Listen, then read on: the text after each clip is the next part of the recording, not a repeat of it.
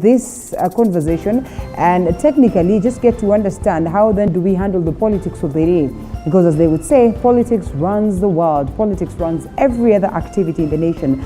It is only fair that we play it safe, because then if we play politics of intolerance, we play politics that are not sane, I'm afraid it's not always good with us. So this morning, we'll be looking at the state of the nation, generally looking at matters economy, looking at matters education, but importantly, the politics of the day. What has played out over the weekend is what we'll be looking at this morning. So karibu sana.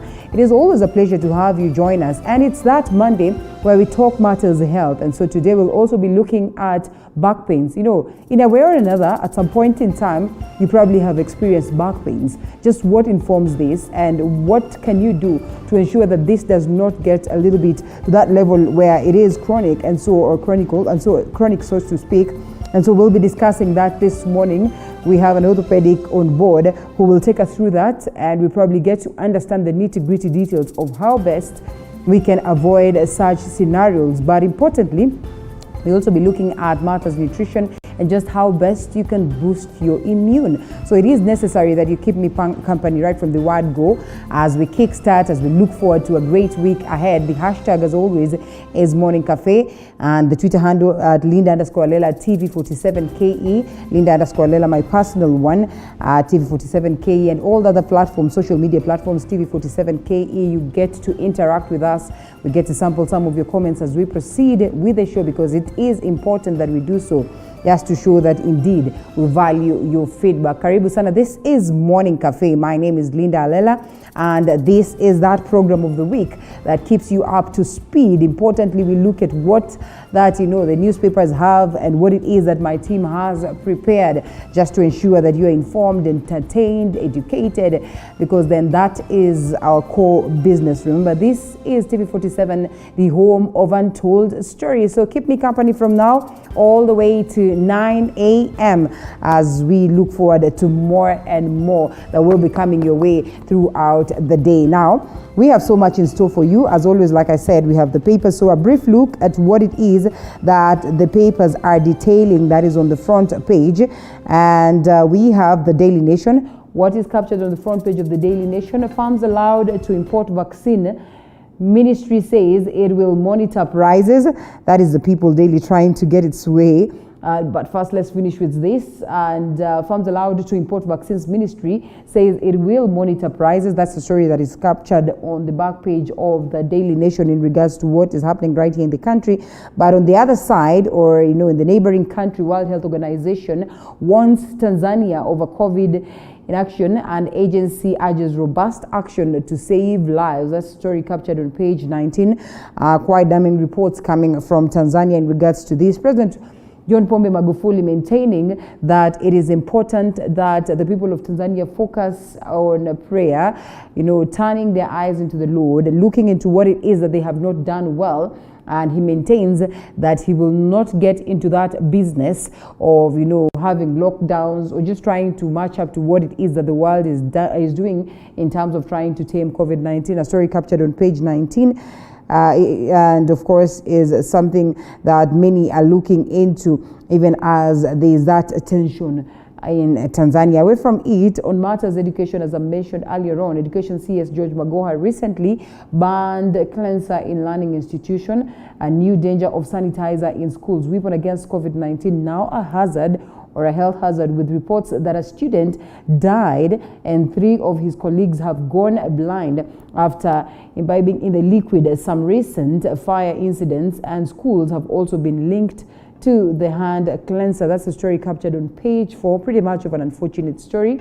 I think most of you have been able to see this, and then it calls for more caution even as we handle this liquid that is set to protect us from the dangers of COVID-19. And this is the side on matters business. Trade secrets.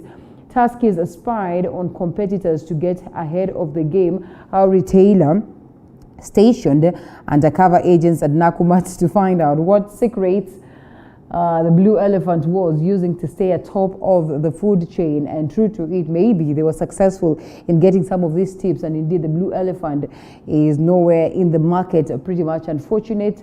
Countdown to Raila to declare his candidature. That's a story captured also on page 6 on Matters Politics. Orange Democratic Movement leader Raila Odinga has up to about Friday to declare whether he will be making his 5th stab at the presidency on the party's ticket in the next year's general elections. Mr. Odinga, who has remained guarded on his 2022 ambitions, has expressed his interest in a way and in the ODM ticket in 4 days' time as the party's National Elections Board deadline expires on February the 26th. Remember, ODM also left it open for candidates to come and, equally just register their interest. And remember, with a bit or lots of what it is that one would term as restrictions. One, it is that you have to pay about 1 million shillings, which is non-refundable, and also you have to be an ODM Life member. But importantly, also as a civil servant, if you're working as a civil servant, then you should have resigned by August. And so we wait to see whether indeed Right Honorable Raila Odinga is going to declare his interest or what direction he will decide to take. Kenya Morans celebrate after the players beat Angola about 74-73 in Yaoundé, Cameroon. That is on Saturday to qualify for the 2021 FIBA Afrobasket Championship. Now the Morans will be playing in their 4th Afrobasket. They're first in the 28 years. Some good news on Matters Sports right here. Story captured on page 6. You want to get the details, you know what it is that you need to do. And away from that, to the People Daily, and Ruto prayed. As always, he has been praying. A story captured on page 5. Dr. William Ruto kneels for a prayer when he attended the yearly meeting of Friends Church in Malava, Kakamega County. That is also a story that has been captured well extensively on page 5. That is also speaking on the political talks that were played out during this particular session. But away from it, it's BBI Super Tuesday as 13 counties vote. Campaign in fast moving towards 24 county constitutional threshold, with all 8 assemblies in Uhuru's Mount Kenya backyard scheduled to pass the document or the bill. That is tomorrow. That is a story captured on page 4. Whether they will do it or not is a question of wait and see. A list of these particular assemblies that are to watch also captured right here all the way. And of course, number 12 and 13, Nyamira and Kilifi. Then we see whether this will allow this bill to sail through. The conversation on Matters BBI is still on as we wait to see what direction it takes and whether indeed it's going to inform where we are headed to as a nation in terms of changes of the Constitution, or better yet, amendment of the Constitution. Yatani Staff Balancing Act at Treasury, from striking health workers to mounting debt and expected BBI referendum, the CS is expected to somehow find money that is going to finance an avalanche of demands of shrinking, or at a point where the purse is shrinking. The Matters economy, not so good. Tomorrow we'll have an extensive conversation and joining Wanjiko just to get to know how business people are faring on Matters business right here in the country, on Matters balancing the economy or balancing the act. That is on the Baraza Tuesdays. As always, we do that. But importantly, it is good that we have conversations that revolve around how best we can solve the situation of the stalemate of the economy, especially at this point where we are coming from tough times characterized by the COVID-19 pandemic. So we'll be having that conversation, and also we'll love to hear what it is that the guests of the day have to say in regards to that. NC Wiper leaders hit back at Right Honorable Raila Odinga endorsement, while Raila Odinga would argue that maybe these gentlemen are waiting for him to endorse them. The gentlemen argue that they do not need any endorsement, the likes of Kalonzo Musyoka arguing that he only needs the endorsement of God. And so we wait to see whether indeed it is genuine to speak that way or not, because we've known that, one, we have come to that point where it has become a politics of, or politics of coalitions. And sometimes you're always asked who is backing you from what region and what are they bringing on the table in terms of numbers. Probably witnessed during this NASA coalition talk, where most of the times there could be arguments of West, who are we fronting as a flag bearer, and the rest of the principles, what are they bringing on the table? Kalonzo, whether he's going to guarantee the 1 million votes from Ukambani, 3 million votes from a Western region, from these other key leaders, and so much. So well, The sibling war continues, and we wait to see what direction it takes. We'll be discussing that even as we continue. And interesting to note that such matters of politics of elusiveness have also found their way into the coastal region, even as the coast region political unity is at play after 5 governors decided to skip a forum that was set to cement or to confirm the importance of this region being together. That is a conversation that is worth having, and we'll be doing that as we proceed with the broadcast. And away from it, briefly, we take a look at what it is that my team has prepared, and then later on we'll be looking at what the roads look like. And now, former Gatanga Member of Parliament, that is Peter Kenneth, says that nothing can stop the Mount Kenya region from producing the next president. Kenneth says the region's vote reach cannot be wished away in 2022, fronting his candidature to succeed President Uhuru Kenyatta.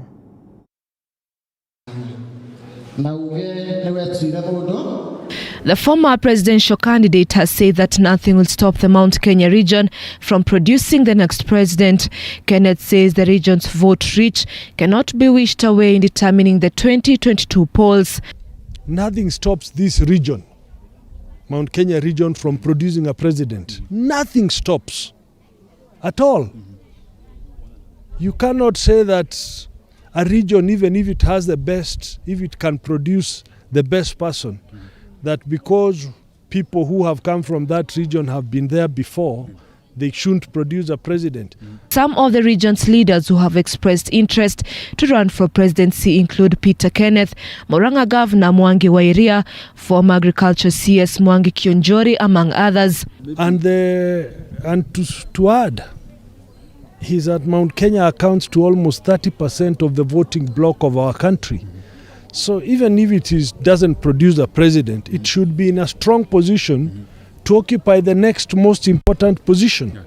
And we must go as a bloc. And with President Uhuru Kenyatta, who is the region's kingpin, set to retire next year, a section of leaders from the region are lobbying for the former Gatanga Member of Parliament to take over the region's leadership. Watu wa Nyeri wameonja mara moja, watu wa Kiambu wameonja mara mbili. Tumekuwa na Rais Uhuru Muigai kutoka Kiambu na baba yake kutoka Kiambu. Wakati hii tunasema hata sisi kama watu wa Murang'a tupewe nafasi, maana tuko na viongozi wale wanaweza kusimamia vizuri. Na kiongozi wetu wakati huu ningependa nitangazie Kenya mzima ni kijana wetu Mheshimiwa Peter Kenneth. The leaders also drummed up support for the Constitutional Amendment Bill BBI, calling on the County Assembly of Murang'a to adopt the bill on Tuesday. Sasa sisi tunagojea Jumanne, hiyo ndio tunaita Super Tuesday, ili BBI yetu county yetu ya Murang'a tupitishe kule. I'm sure even our MCAs are prepared na watapitisha on Tuesday, tuwe among the counties ambazo zitahesabiwa kuona ya kwamba sisi tumepitisha mambo ya BBI, kwa sababu inakuja kutusaidia. BBI si ya jamaa ama jamii fulani. BBI ni ya kuunganisha nchi na ni sheria ambayo itasaidia nchi yote. And let us stop being individualistic, let us stop being greedy. Those who are going around telling us wheelbarrow have become very greedy. You cannot erode us to that level. You cannot do that to us. And we hope and pray that going forward, these children have said they don't want wheelbarrows. They were speaking in Gatanga, Murang'a County. Well, Deputy President William Ruto has once again slammed those who are waiting to be endorsed to take over the leadership of this nation. He says that he is ready to fight for the seat without anyone's endorsement. Ruto was speaking in Kakamega as Mike Kagungu reports. Speaking at Malava Primary School in Kakamega County during a fundraiser to support Friends Church in the area, the Deputy President has asked his opponents to show development projects they have done for their citizens during their term. Ruto seemingly attacking a recent union between ANC boss Musalia Mudavadi, Kanu's Gideon Moi, Kalonzo Musyoka of Wiper and Moses Wetangula of Ford Kenya. Maneno ni rahisi. Kila mtu akuje kwa wananchi na track record yake. wewe umejenga reli, wewe barabara ulisaidia kujenga gani? Wewe ulisaidia stima kuunganisha ikafika wapi? Wewe ulisaidia shule ikafika wapi?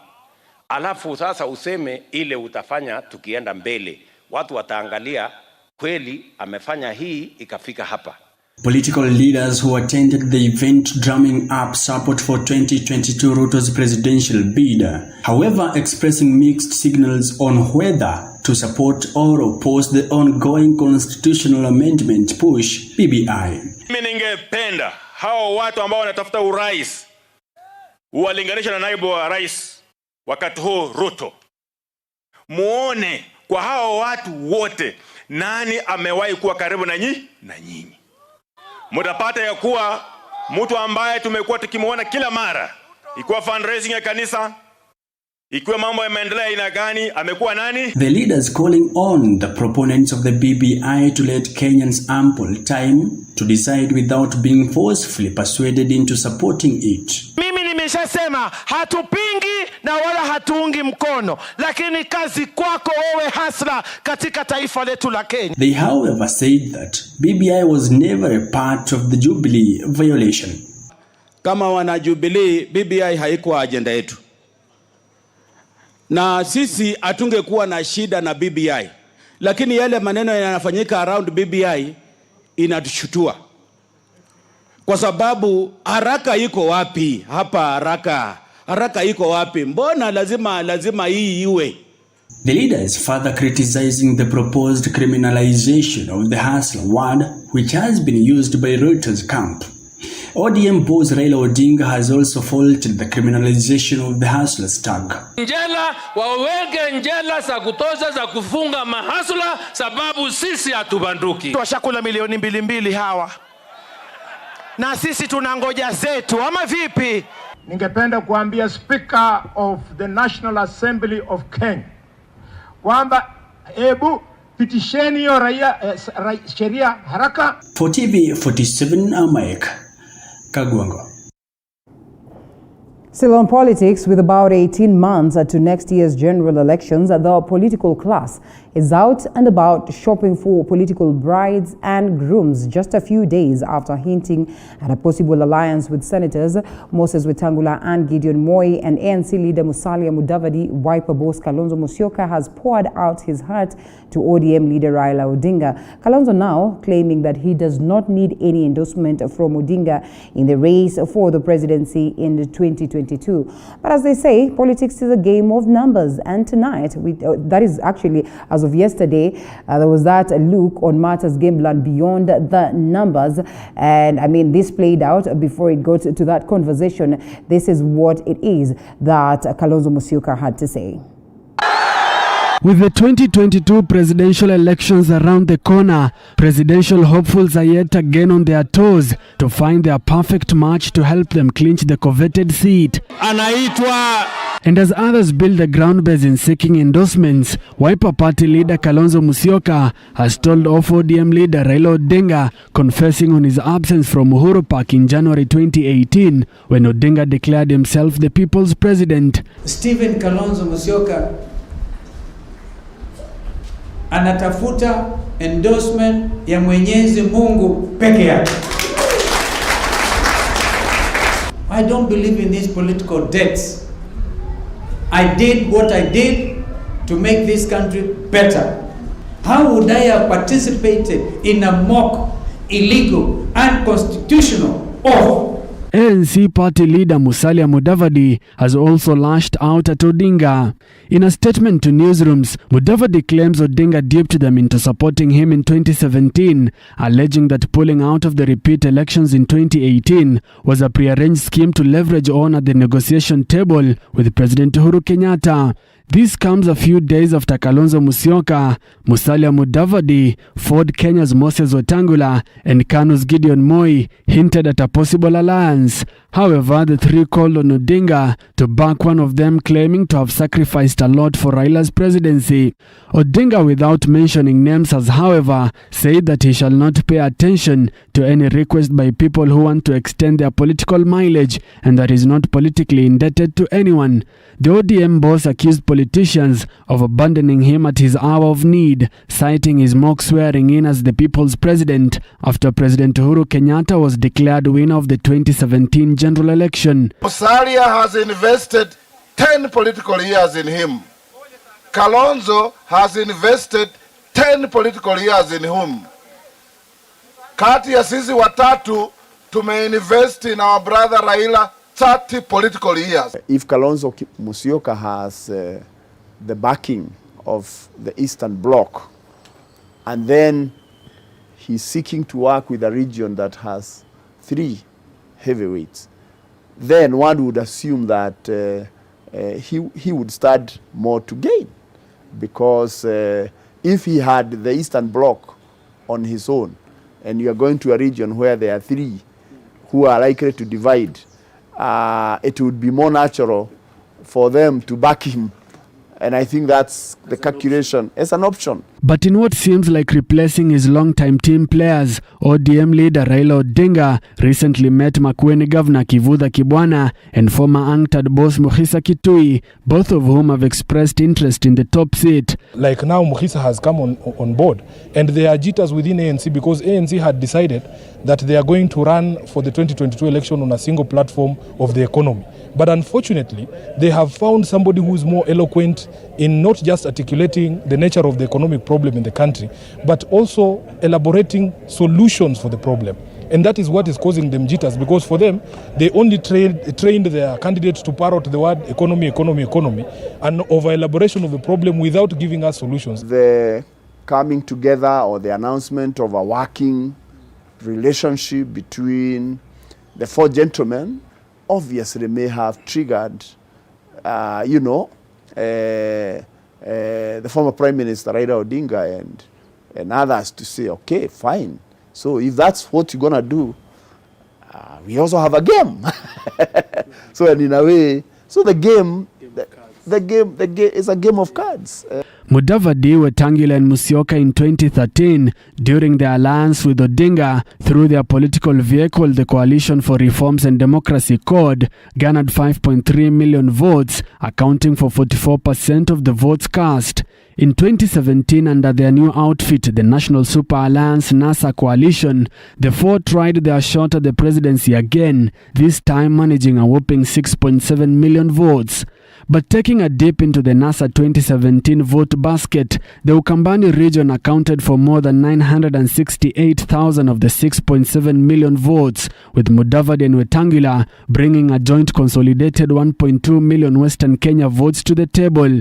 However, Odinga enjoys a good support in the 4 counties of Western Kenya, Kakamega, Vihiga, Busia and Bungoma. But according to political analysts, Odinga's influence in the region could have contributed to the Mudavadi-Wetangula power play in the region. For some reason, people in Western Kenya have not registered themselves as voters. But when you look at the population, they have a huge population. And if the current leadership of Western Kenya would be able to motivate people to register as voters, and they register the way people in Mount Kenya register, then they would have quite a force. With President Uhuru Kenyatta's political marriage with his deputy William Ruto hitting the rocks, Odinga and his aides could be counting on the fallout. But the deputy president has chided the looming alliances, terming them tribal and divisive.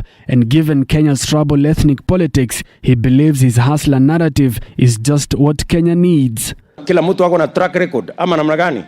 Kwani mtu atapigiwa kura kwa sababu ya sura? Hapana, mtu anapigiwa kura kwa sababu ya kazi bwana. Tunataka kubadilisha siasa ya Kenya. Hatutaki kuendelea na kupiga kura kwa mirengo kwa sababu ya kabila ama kwa sababu ya chuki ama kwa sababu ya migawanyiko. Hapana. Ruto hopes to command a 3.3 million vote-rich backyard in the Rift Valley, although Baringo Senator Gideon Moi's alliance with Western Kenya leaders could split the rift.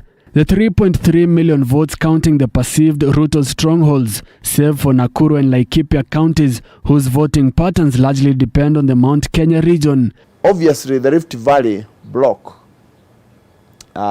with Gideon Moi, with William Ruto, will be a divided vote for sure. As the search for alliances continues, Kenya's political arena remains a battleground not so fit for the faint-hearted. Well, leaders allied to Deputy President William Ruto have accused the police of being used for political scores, and the leaders condemning the move by police to stop a strategic campaign meeting organized by Tanga Tanga team in Nakuru, as Willie Dennis Njiru reports. Leaders affiliated to the Deputy President William Ruto toured Hell's Gate Ward in Naivasha to drum up support for the UDA candidate ahead of the 4th March by-elections. Their campaign tour coming a day after their meeting in Nakuru's London ward was disrupted. Hell's Gate seat fell vacant following the demise of the former MCA John Njuguna. The team led by Bahati MP Kimani Ngunjiri has condemned yesterday's attack by police, terming it uncalled for. Sasa sijui kama mliona Nakuru venye kuliendelea jana. Mliona tukikula tear gas. Na mnajua napenda kuongea lakini saa hizi hata sauti imepotea kwa sababu ya tear gas. Nataka kusema waendelee kuongeza, lakini wakirusha tear gas na sisi tunapiga kura. Hapo ni sawa? Mimi nataka original tear gas. Original. Sina hiyo. Yes, hapana leta hivi kifiki namna hii. Baka wanapiga mlembo yangu huyu. They have accused the police of being used for political reasons in the hands of a government that they were part of its formation. Tuliwapigia kura, mimi nilikuja hapa Naivasha kuomba kura na mheshimiwa Jen Kihara. Wakati wameingia kwa serikali, wametuambia serikali ni yao. Mimi nataka niwaambie leo kutoka Naivasha, serikali sio ya mtu, serikali ni ya wananchi wa Kenya. The by-election is slated for March 4th with a stiff competition expected between the UDA and Jubilee candidates. Wangapi wa orodha tarehe 4? Tarehe 4 mwezi wa 3 mtaamuka kupigia warodhe kura. Sinione tu kwa mikono nijue Hell's Gate mtarudisha warodhe. Reporting for TV 47 from Karagita, Naivasha in Nakuru County, I'm Willie Dennis Njiru.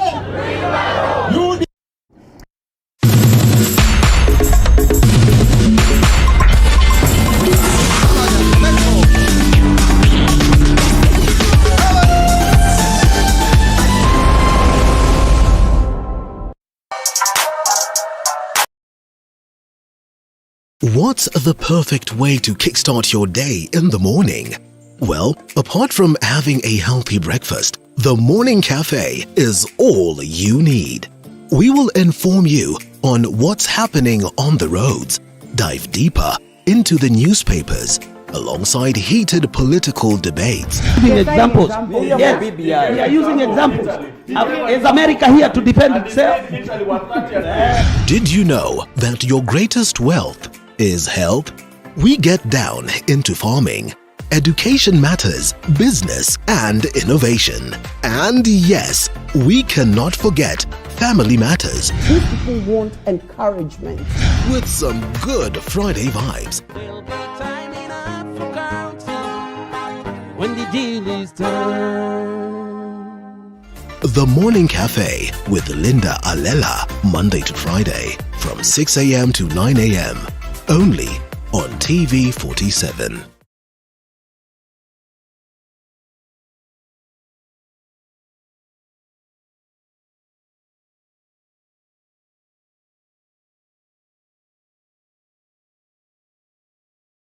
What's the perfect way to kickstart your day in the morning?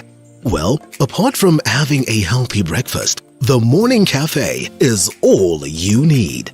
We will inform you on what's happening on the roads, dive deeper into the newspapers, alongside heated political debates. Examples. Yes, we are using examples. Is America here to defend itself? Did you know that your greatest wealth is health? We get down into farming, education matters, business and innovation. And yes, we cannot forget Family Matters. These people want encouragement. With some good Friday vibes. When the deal is done. The Morning Cafe with Linda Alela, Monday to Friday from 6 a.m. to 9 a.m. Only on TV 47.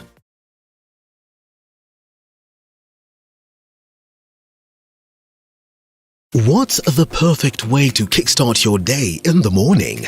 Well, apart from having a healthy breakfast, the Morning Cafe is all you need. We will inform you on what's happening on the roads, dive deeper into the newspapers, alongside heated political debates. Examples. Yes, we are using examples. Is America here to defend itself?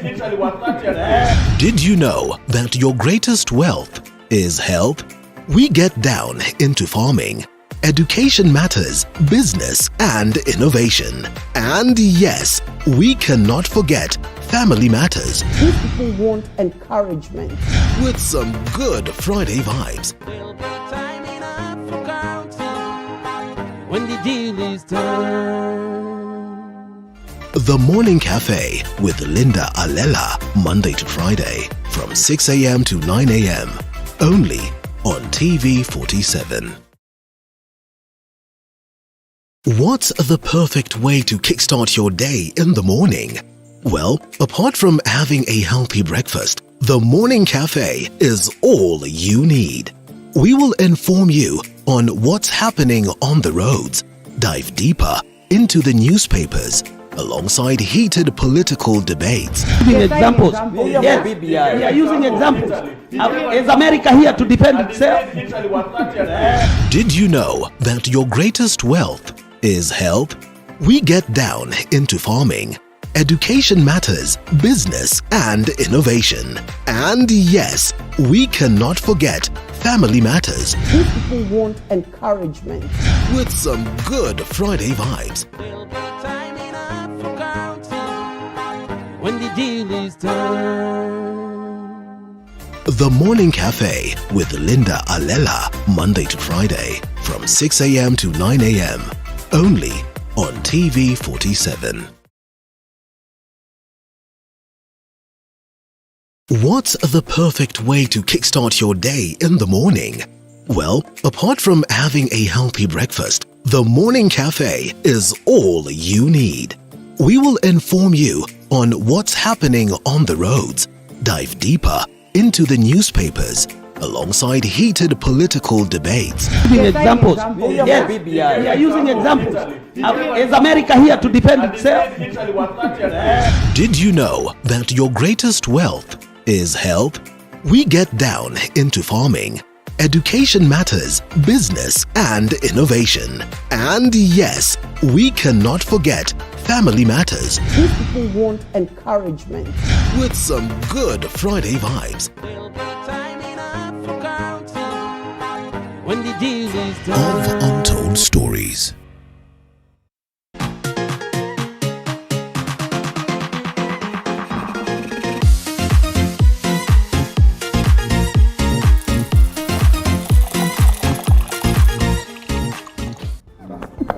Welcome back to the broadcast. It's now time that we briefly look at the papers and then get into the conversations of the day. I've called them conversations because there are a couple of things that we'll be touching on. I know, but more of them are politically oriented or political oriented. So we'll be looking at that as we get to proceed with the broadcast. The gentleman who joined me this morning for the conversation, Dr. Barack Muluka, who's a communications advisor, Dr. Iseli Simiyu, who is the Member of Parliament Tonga Ren. It's good to have you gentlemen in studio. But joining us via Skype is the Honorable Speaker of Nyeri County, that is Honorable John Kagushia, who will be joining us via Skype. So we get to discuss some more on this and expound some more. He equally tells us how they're planning to, just go out there tomorrow and tell us whether the central region is all BBI or we're going to get something different, though most of the leaders have exhibited some level of, positivity that it is going to be a sail through for this particular bill. So gentlemen, karibuni sana this morning. Briefly, we look look at the papers, and I mean, detailed in the papers, we do not lack that conversation on just who is going to pass the BBI. It's BBI Super Tuesday as 13 counties vote. A campaign is fast moving towards the 24-county constitutional threshold, with all 8 assemblies in Uhuru's Mount Kenya backyard scheduled to pass the bill tomorrow. I don't want us to touch much on the political stories that have been captured in the papers, because generally they are the stories that we'll be touching on, but this we do not go without getting to hear the voice of Honorable Kagusha in regards to the same. All systems go? Yes, indeed. We will be having the vote tomorrow. As we had the public participation last week on Thursday across the county, we had 8 different sessions of public participation in all the sub-counties, where our members of county assembly and also members of parliament and other leaders joined together to have sessions with the members of the public, and we had contributions from members across board. And of course, we did not have any incidences, and we will have, and actually this work was led by our committee on legal services, and they have been working on the report over that weekend, and we are expecting that on Tuesday, which is tomorrow, they will be ready and present a report tomorrow in the morning, so that then it can be debated. We will be helping our members of county assembly to objectively raise their voices concerning their support or otherwise for the BBI report and the bill and the motion that will be on the floor of the House tomorrow. And what I can promise is that I will facilitate a fair debate where everyone will have an opportunity to express themselves and give their views, give their contribution, so that by the end of the day, what we come up with is something that everyone will own in terms of what they have contributed and what they have said. We will not be objecting any dissenting voices, for example. But again, we expect that everyone will conduct themselves in a mature way, will conduct themselves in a way that has decorum, as we have always done in the Nyeri County Assembly. So tomorrow we will have a verdict by the end of the day. Well, and that really is something that people await to see, looking at what played out also in regards to the car grants, and the Controller of Budget decided to put a halt onto this, something that was looked at as more of a form of a bribe, or something of an enticement in nature to get the members of county assemblies to pass this document or to sail this document through. What are your expectations? And I mean, are there likelihoods that indeed the BBI bill is going to garner these 24 counties or county assemblies in terms of what will be giving them, or whether they will be giving it a clean bill of health so it gets to sail through? Dr. Barak. I think BBI at county assembly level, as I have said before, is a foregone conclusion. I was actually a little surprised that Baringo seemed to have gone a different way. But then there was also the external intervention in the form of tear gas and other kinds of police activities. So I do not know how it would have ended up in a more sober environment. But there are many reasons why it will go through this. The word fund. There is a question of inducement. There's also a bit of bullying in the process. Right. When you put all these things together, both positive and negative, I see that at the county assembly level, it's a foregone conclusion.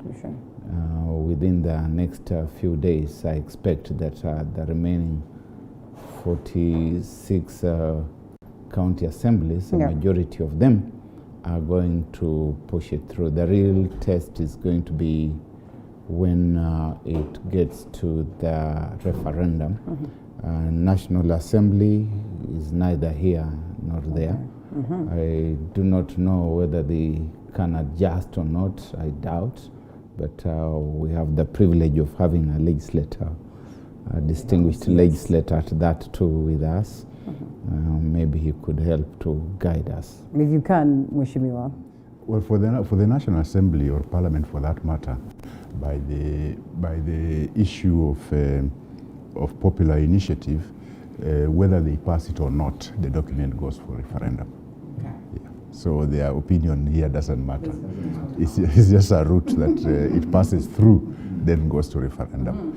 So, but I think that being so, I think it's because if majority of county assemblies have actually passed it, and then Parliament does not pass it, it still means that then the majority are right. I mean, so that's why it just passes through Parliament. Whether we say yes or no, it goes to referendum. All right. Yeah. Well, with reports, well, this is still in regards to, you know, how nasty or how terrible it can get.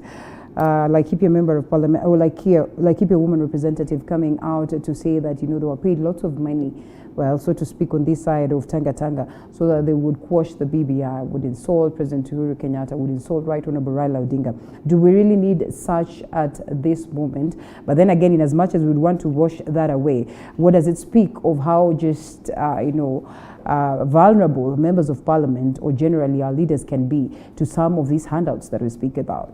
I think the bigger problem we are facing is that before the BBI was rolled out to the county assemblies was the fact that a lot of lies had preceded it about the whole document. So I guess any reasonable member of the county assembly sits down to read through it and discovers that the lies they had been told are not there, they will definitely realize they'd been hoodwinked, and they'll decide to vote for it. But they also have to go to do public participation, which, as you saw the Speaker of Nyeri saying, that they were doing it in all the sub-counties, all the constituencies. So I think what happens with this is not just so much what we consider bribery or whatever. Yeah. It is more that people finally read the document and realize that the lies that had preceded it are not in that document at all. All right. Then they'll definitely change their minds. Okay. Well, IEBC is to be summoned or is set to appear before parliamentary committee, you know, trying to speak out about the budget. We still are talking about the budget today that is set for the referendum. Still not clear? There are many things that are not clear, and let us even just begin where Mheshimiwa Iseli Simiyu talks about lies. Right. In fact, it ought to embarrass us to the extreme that we should be talking about lies in a document of such public importance that it is hidden. You know, there are very few people out there who have seen the BBI bill. Right. Someone will tell you all the time, go online. When you go online, you find 3-4 different versions of the same document. Such a significant institution as the Constitution of the country is going to be amended. There's a proposal to amend it. And if you were to reverse any of the things that we are just about to push through, you would require to go once again through a similar process. Yeah. Why is it that it cannot be placed there for people to see it? Why must we rely on whether we are being told the truth or we are being told lies? When on the average we can read. I have had to look for this thing online, and quite truthfully I do not know which of them is authentic, which one is not. So this is a serious issue. Regarding the budget, we have walked almost 3 quarters through the process, the various stages, and still we do not know how much it is going to cost us, how much it has cost us so far, where the money is coming from, because it is being pushed through as a popular initiative. If it is a popular initiative, there should be the sponsors who should be funding it. It should not be drawing from the public coffers, unless we are being told that in future anybody else who comes up with their own popular initiative will also enjoy the benefit of this thing coming from the public coffers. Away from the IEBC, there's actually the future cost of implementing the new dispensation that we are about to put in place. We've become a very dishonest society. It is shameful that we are being told about our MCS being bribed, and it doesn't matter whether they are bribed by Tangatanga, Kieleweke, by some men from Mars. It is unconscionable that such a significant institution, people are asking to be given 300,000 shillings. There's no doubt that the question of 2 million shillings worth of car grant or whatever the nomenclature has been placed on the table. And don't be surprised if tomorrow Super Tuesday does not happen because someone has said, wait a minute, we do not have a mechanism for pushing through this 2 million affair. Or affair. Well, they say, low. And that's the question today, will the delay in implementation of this equally delay the process of the BBI? Because, well, as has been put rightfully by the controller of budget, they argue that there's no provision in law to pass this particular thing, in as much as, members of county assembly have argued for the longest of time that this is their right, constitutionally they're supposed to be awarded these grants, and so to speak. So we'll be waiting to see what plays out in regards to the same. But evidently, again, there's, that aspect of it being a tough scenario for the country, as has been captured right here on the front page and extensively, on page 6 of the People Daily, Yatani's Tough Balancing Act. This comes to you, Mr. Speaker. From striking health workers to mounting debt and expected BBI referendum, the CS has to somehow find money to finance an avalanche of demands on a shrinking purse. Should we be talking about this now? Misplaced priorities, as they would say? It's not surprising that Yatani is finding himself in a difficult situation. We had him the other day for our sitting cabinet secretary in charge of treasury coming out to the open to kind of show his frustration in terms of trying to implement the budget where we are not able to collect as much money. And I realized that he actually looked a bit frustrated when he was giving his indictment of his own resources that he has in treasury. And I think sometimes it's good to be honest with Kenyans when we have challenges. And at times we may try to kind of cover what the challenges we have, but it's not always possible to cover 100%. For example, when you look at what manifestations we have with the challenges we have now, is we have IMF on board who want to come and bail us out. And we know that IMF comes with its own load of baggage. And that clearly tells you that we are not doing very well in terms of debt management. The other time we had the Senate, which was giving the go-ahead for the country to increase its debt ceiling to 9 trillion. I'm told sooner than later they might do it even more to probably 11 trillion. And that is likely to make us have challenges when we move forward. So sometimes I really appreciate the kind of infrastructural development that we're having in the country, because indeed you can see a change. When I look at our villages, when I look at different parts of the country, you can see that there is quite a bit of infrastructural investment through probably the loans that we are having. But sometimes I also ask myself whether we are also using supersonic speed to do these infrastructural programs, and whether also we are going to be able to maintain these tarred roads across the country. Because if we do not maintain them, then we are likely also to have very serious potholes, and we are likely to have a worse scenario than before. So as a country, we must seriously think about how we are going to support the development that we have seen in the recent times. We have to get a way of supporting that so that it doesn't become a curse rather than a blessing. Because if you are left with potholes and roads that are dilapidated and a loan to pay, then it's going to be a bit of a challenge to Kenyans. So I think there's need to balance so that we see to it that we don't probably go out of our way to borrow too much, as much as we still maintain a modest development track record, which is very, very important, because then we might have a next government that is going to be tied in their hands in terms of doing anything for the country and probably concentrate more on debt repayment. So I think as a country, we need to look at those things. We had problems, for example, in the devolution, for example, in the month of September, October, November, December, and January. We had very serious challenges in terms of flow of resources to the counties. We had to go without salaries and all the other support benefits that we get as people who are working in the devolution or in the devolved units. Okay. It was really tough for us.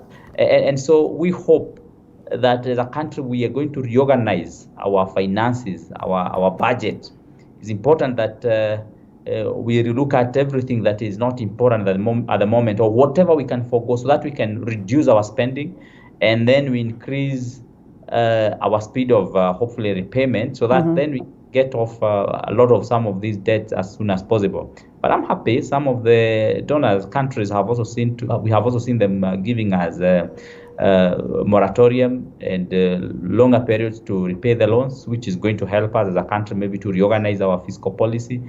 But then we seriously need to look at this. And maybe when the members of parliament summon Treasury, they do not need just to look at this whole aspect from the BBI funding perspective. They need to look at it from a wider perspective, from a macro policy, macro fiscal policy approach in our country, so that whatever we come up with is something that can help us as a country to refocus our direction from where we are now headed. Okay.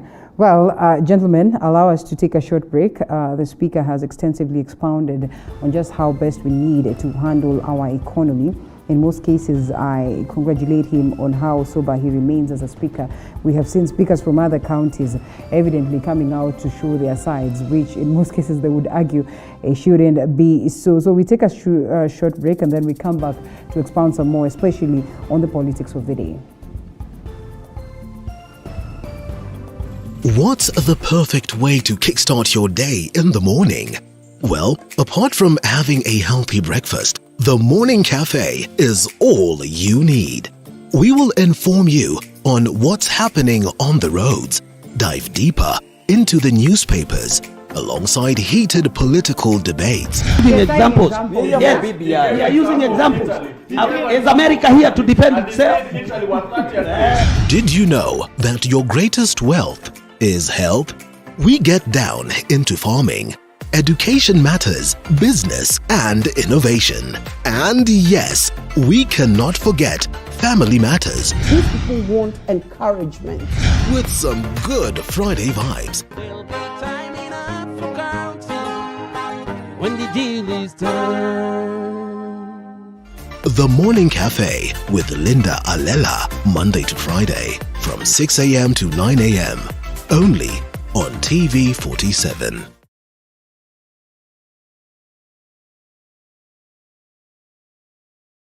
What's the perfect way to kickstart your day in the morning? Well, apart from having a healthy breakfast, the Morning Cafe is all you need. We will inform you on what's happening on the roads, dive deeper into the newspapers, alongside heated political debates. Examples. Yes, we are using examples. Is America here to defend itself? Did you know that your greatest wealth is health? We get down into farming, education matters, business and innovation. And yes, we cannot forget family matters. These people want encouragement. With some good Friday vibes. When the deal is done. The Morning Cafe with Linda Alela, Monday to Friday from 6 a.m. to 9 a.m. only on TV47. What's the perfect way to kickstart your day in the morning? Well, apart from having a healthy breakfast, the Morning Cafe is all you need. We will inform you on what's happening on the roads, dive deeper into the newspapers, alongside heated political debates. Using examples. Yes, we are using examples. Is America here to defend itself? Did you know that your greatest wealth is health? We get down into farming, education matters, business and innovation. And yes, we cannot forget family matters. These people want encouragement. With some good Friday vibes. When the deal is done. The Morning Cafe with Linda Alela, Monday to Friday from 6 a.m. to 9 a.m. only on TV47. What's the perfect way to kickstart your day in the morning? Well, apart from having a healthy breakfast, the Morning Cafe is all you need. We will inform you on what's happening on the...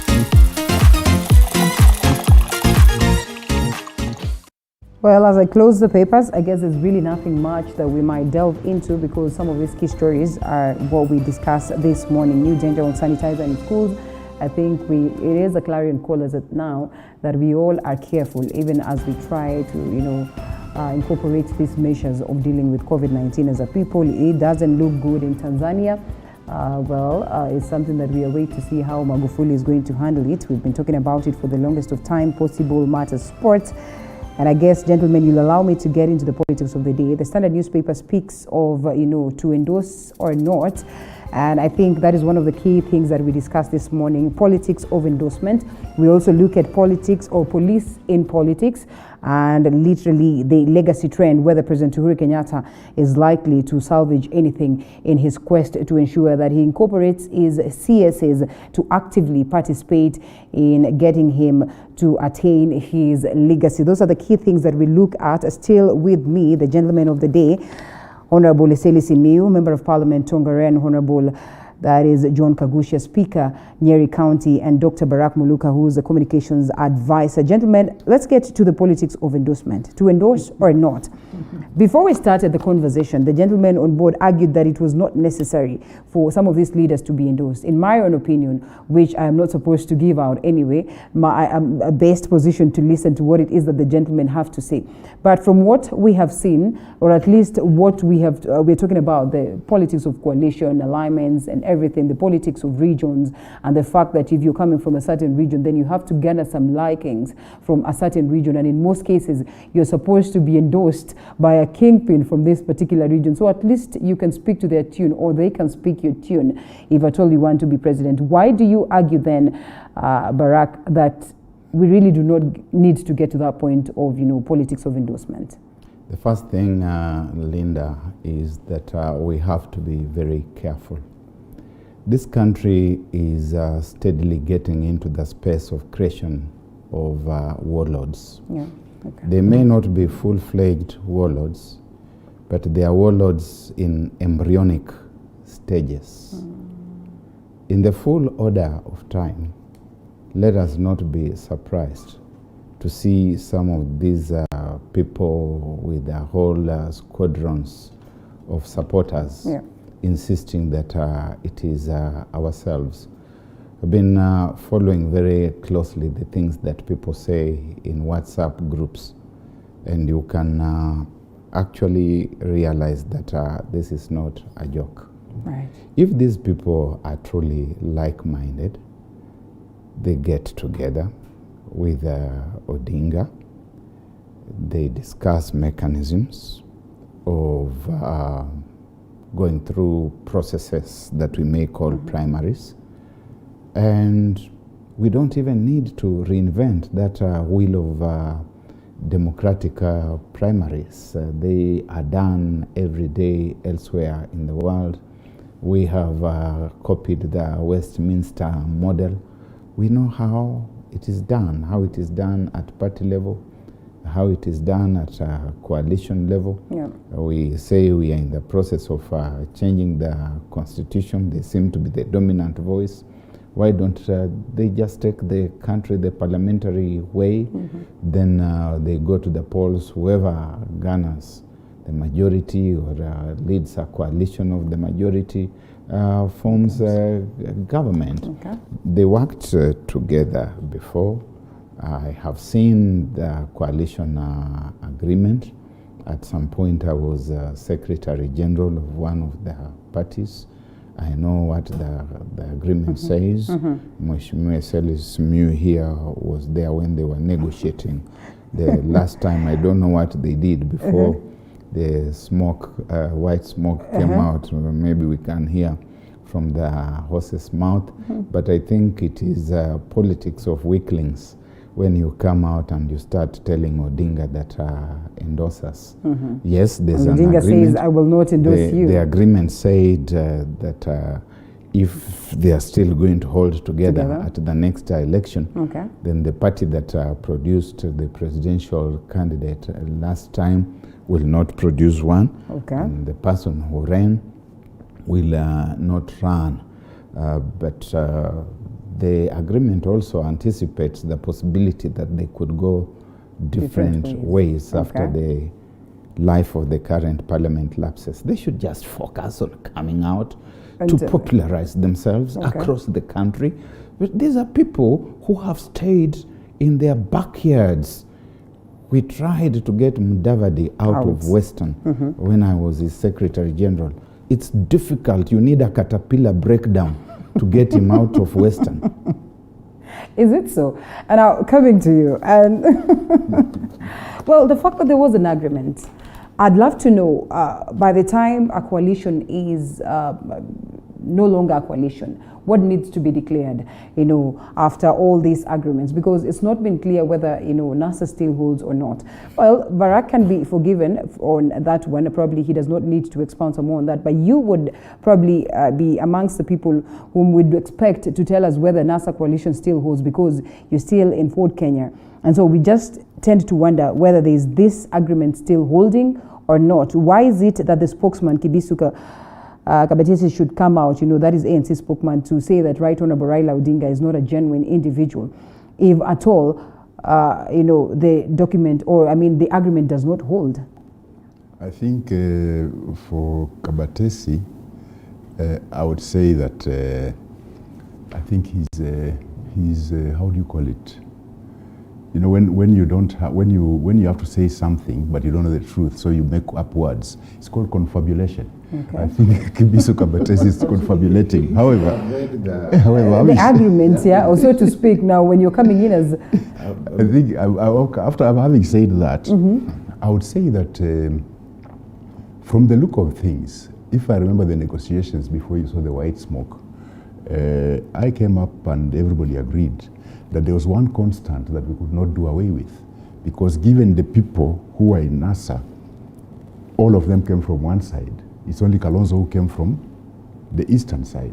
So I told them clearly that there's one constant you can't do away with. Kalonzo either is the deputy or the one bearing the flag bearer. All right. So that one was a gone conclusion that I told him you can't do anything about Kalonzo. He has to be there, either as the flag bearer or as the deputy, to show NASA's national image. So now the rest, you can debate about who now joins Kalonzo. So that's part of what transpired. Yes. But after the swearing in, and then after the swearing in of Raila, and then Wetangula being removed as a minority leader. Wait, hold it right there. Hold it at that. Allow me to say something about that. Kalonzo Musyoka argues that he's a senior counsel, and so there is no way we would have expected him to take. Let me not speak for him. Let's listen into this, and then we pick it up from there. Kalonzo Musyoka anatafuta endorsement ya Mwenyezi Mungu peke yake. I don't believe in these political debts. I did what I did to make this country better. How would I have participated in a mock illegal, unconstitutional oath. Within ANC, because ANC had decided that they are going to run for the 2022 election on a single platform of the economy.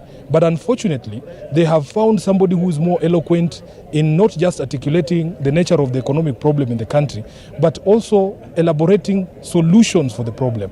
And that is what is causing them jitters, because for them, they only trained their candidates to parrot the word economy, economy, economy, and over elaboration of the problem without... Alia has invested 10 political years in him.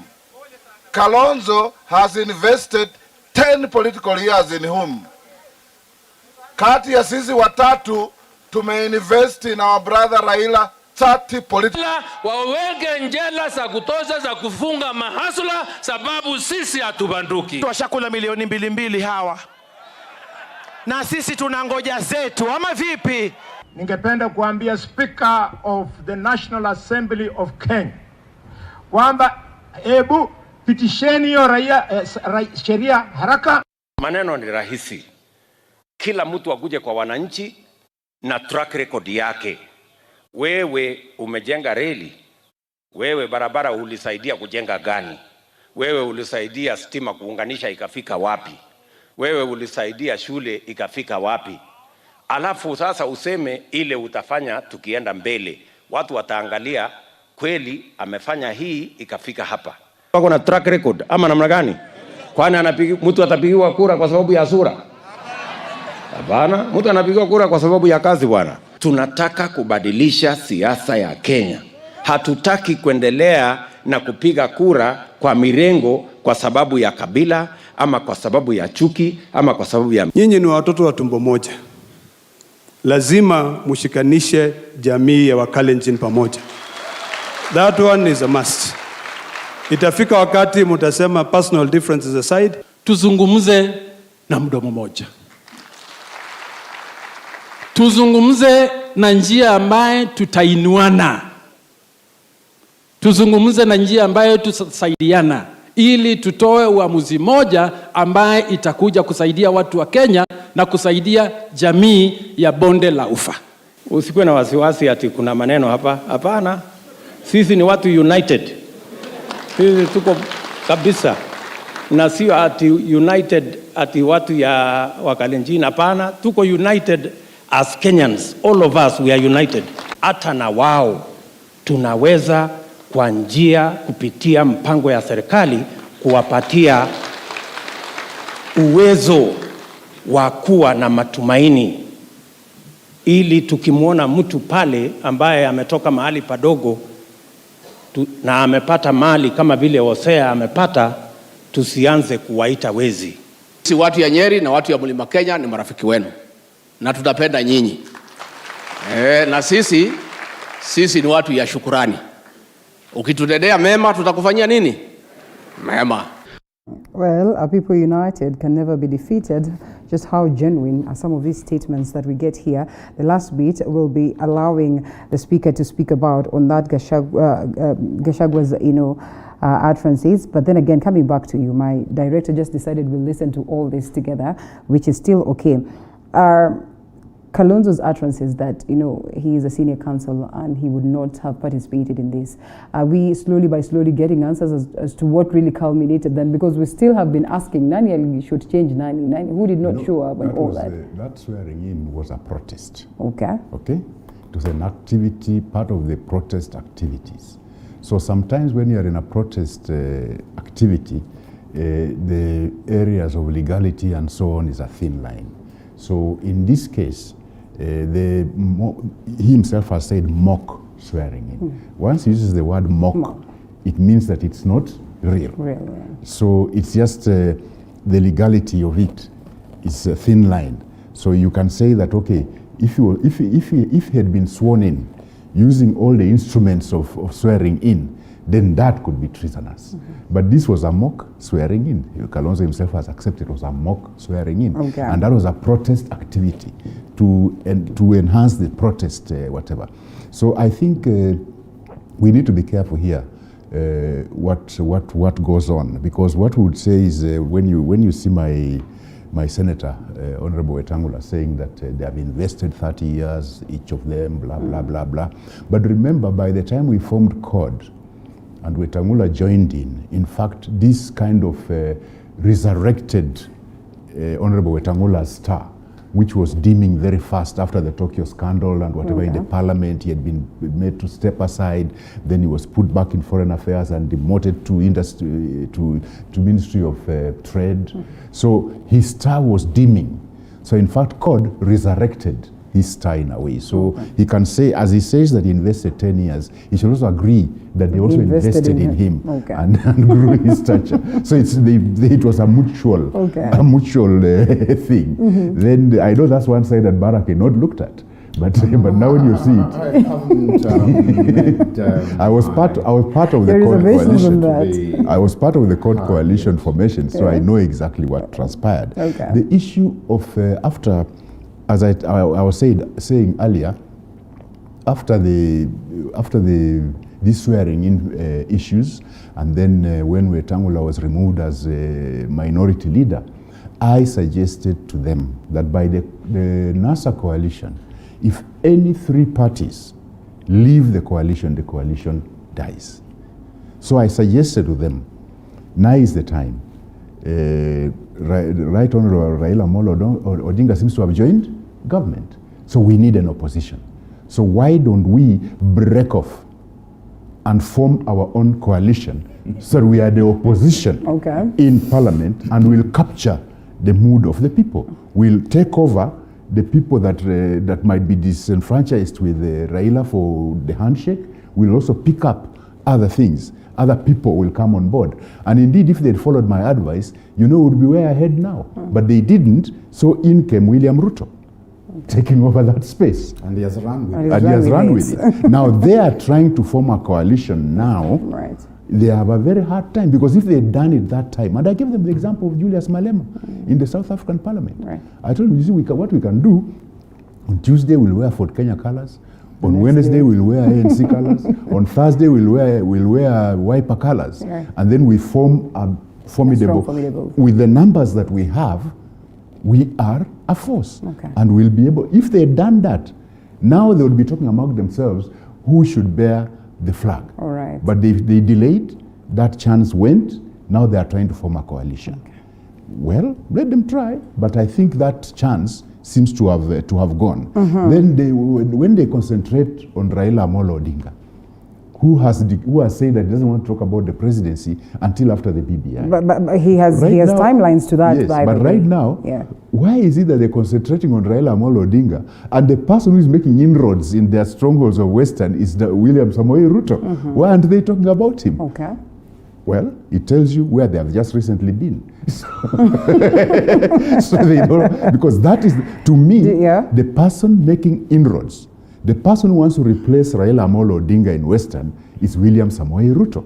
So if anybody they should be aiming at should be William Samoei Ruto. But somehow they are not aiming that direction. That also speaks very loudly. I think, with politics, if you want to be the front runner somewhere, you have to get out of your comfort zone and move. Popularize yourself. Go to the people. Reach out to the people. There are methods of reaching out to the people. William Samoei Ruto uses Harambes. And he's doing so. Like you think he's doing well in getting different parts of it? There are other ways you can still reach out to the people. Not without necessarily all those Harambes. So I think it's a question of what is their strategy. What is their strategy? Let's talk strategy. We are having a problem here in the sense that people who have been used to easy things, they usually have a very hard time working hard for anything. And I think that's where the problem is. They need to get out of their comfort zones. Forget about Raila Amolo Odinga and start campaigning. These gentlemen have not even been in office. Honestly, we've been seeing them left, right, and center. Can you equate that to, a person who's not working hard, who's not strategizing in this case, let alone your senator? They cannot go the way the deputy president is saying that yule ameunganisha stima, yule amejenga barabara, because he has been part of the government building those things. Briefly before, Kagusha says, I would like to add something. Something on that. Let's allow Kagusha to come in, and then we come back to you, Barack. And even as you react to the same or add something to that, look at what Gachagua is not really Gachagua, is speaking about here, and he speaks of a scenario where, well, people from Central are very nice. They are capable of paying back their debts, or the kurudisha mkono, they say thank you, so to speak. Listening to the gentleman here argue that, well, the aspect of endorsement is not really necessary. And the fact that we also know that genuinely there's been this conversation that there are a lot of numbers coming from the Central region. And so for one to be president, there's that need to go and woo the Mount Kenya region. Would you even be speaking of what it is the DP is talking about, the aspect of, track record? Does it really count? The fact that, we could have the best of an economist, in Hisa Kitui, does it really count without the endorsement of, a certain region or a couple of other regions for you to be president? Well, the future of Kenya is in coalitions. The future of Kenyan politics really will be in coalitions, and that is not disputed, and that's where we are heading to. I just want to pick up from where Dr. Esteli left. He has raised important points, and I like how sincere he is with his colleagues and his political leaders in Western Kenya, and not only Western Kenya, but also part of the group that was forming NASA coalition. To me, when I look at that group, Dr. Muluka has called them weaklings. Why would anyone think they are weaklings? It's for a very simple reason. It's very difficult today to pick out people who are speaking their own mind and people who are speaking out for themselves. It is clear to Kenyans that most of these political bigwigs or small wigs, they are largely now controlled from a central point which is not within their spheres of influence. A lot of them seem to be guided on what action to take, which direction to go, and they seem to be fearful of taking whatever action. They also seem to be believers of some omnipresent kind of a political power in what one would call the system. And whatever they say today is very, very difficult for anyone to believe what any one of them will say as a political stand of their own. A lot of times the interpretation that we have here outside here is that could they have been approached by some state machinery to make a certain declaration? Would it then that maybe there is a direction now to drop probably Raila Odinga from being a candidate in 2022 or from being backed up in 2022, and now they are going this direction for that reason? So we are not able to now interpret political moves as much as one should, because a lot of those political moves are being influenced from outside. They are not of their own making. It's like some of these politicians have become marionettes and puppets. They are being told what to say. They are doing what they don't want or what they don't believe in because they have been asked to go this direction, do this. Yeah, endorsement important, because endorsement comes with many things. It doesn't just come with the word of mouth. If I endorse you and I come from a certain area, a kingpin, I will take you around and I will talk to my people and tell them that there's a person, there's our candidate. And that's a good thing for any person who seeks that kind of endorsement. Also, endorsement can also come with funds and finances and resources. Okay. If, for example, the Kenyattas do endorse you and you are their presidential candidate, then that means that they could also support your candidature. And of course, they have a very serious war chest. So that kind of endorsement is important. But again, it's not only the thing, it's not the only thing that is required. You can be able to formulate your own formula arrangement on how to approach different regions without necessarily having to go through that kind of endorsement. Let's allow Barack come in. And I keep missing out on this. Sometimes I don't want to say to the Gachagua aspect. So regarding Gachagua, speaks of, you know, the fact that, well, they will stand or they will soldier on with the DP. And we all know how instrumental it would be for him to get, you know, strong allies from the Mount Kenya region, strong allies from, you know, the coast region, strong allies from the western region. And maybe that's the reason why he's constantly traversed different parts of the country. So we acknowledge that to some level, it is important that you have your foot soldiers or you have your soldiers down there so that at least they can guarantee you 2, 3, 4 votes, or so to speak, or they can guarantee you the blessings from this particular region. When we look at the utterances of the leaders right there and what it is that the DP speaks about, the track record, in this case, in the politics that we play today, does the track record count in any way? The Kenyan voter is not very easily influenced by that. You can ask people who have served in parliament. Yeah. I remember that the period 2002, 2007, Raphael Tuju did wonderful work in Rarieda. And when he went back to seek re-election, he was told you can take your roads, take your health facilities and the dairy cows that you have brought and take them away, because they thought he was on the wrong side of the tribal equation. Peter Anyang' Nyong'o did a lot of good work in Kisumu rural constituency, and at some point he suffered the same fate. And you can say the same about other people, Peter Kenneth, who have been at some point rejected and they have had to come back and toe the line. The issues of endorsements that we talk about and the regional electoral colleges that are basically elite affairs, it's stuck up in a time warp.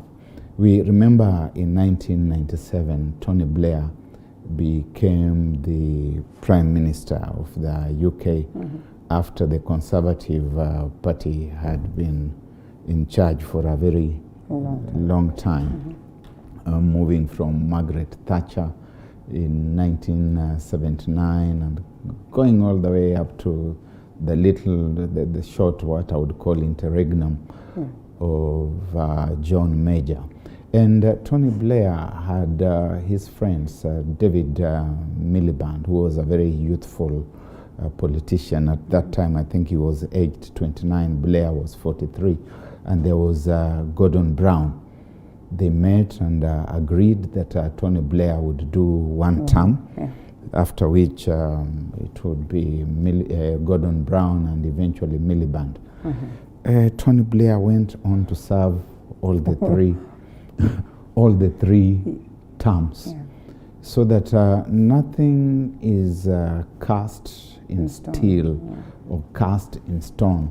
You reach these agreements, whether they are between Uhuru Kenyatta and William Ruto, or whether they are between Raila Odinga and the Crying 3, and you get to realize, like William Kabogo told William Ruto, don't expect us to just give you our votes on a silver platter.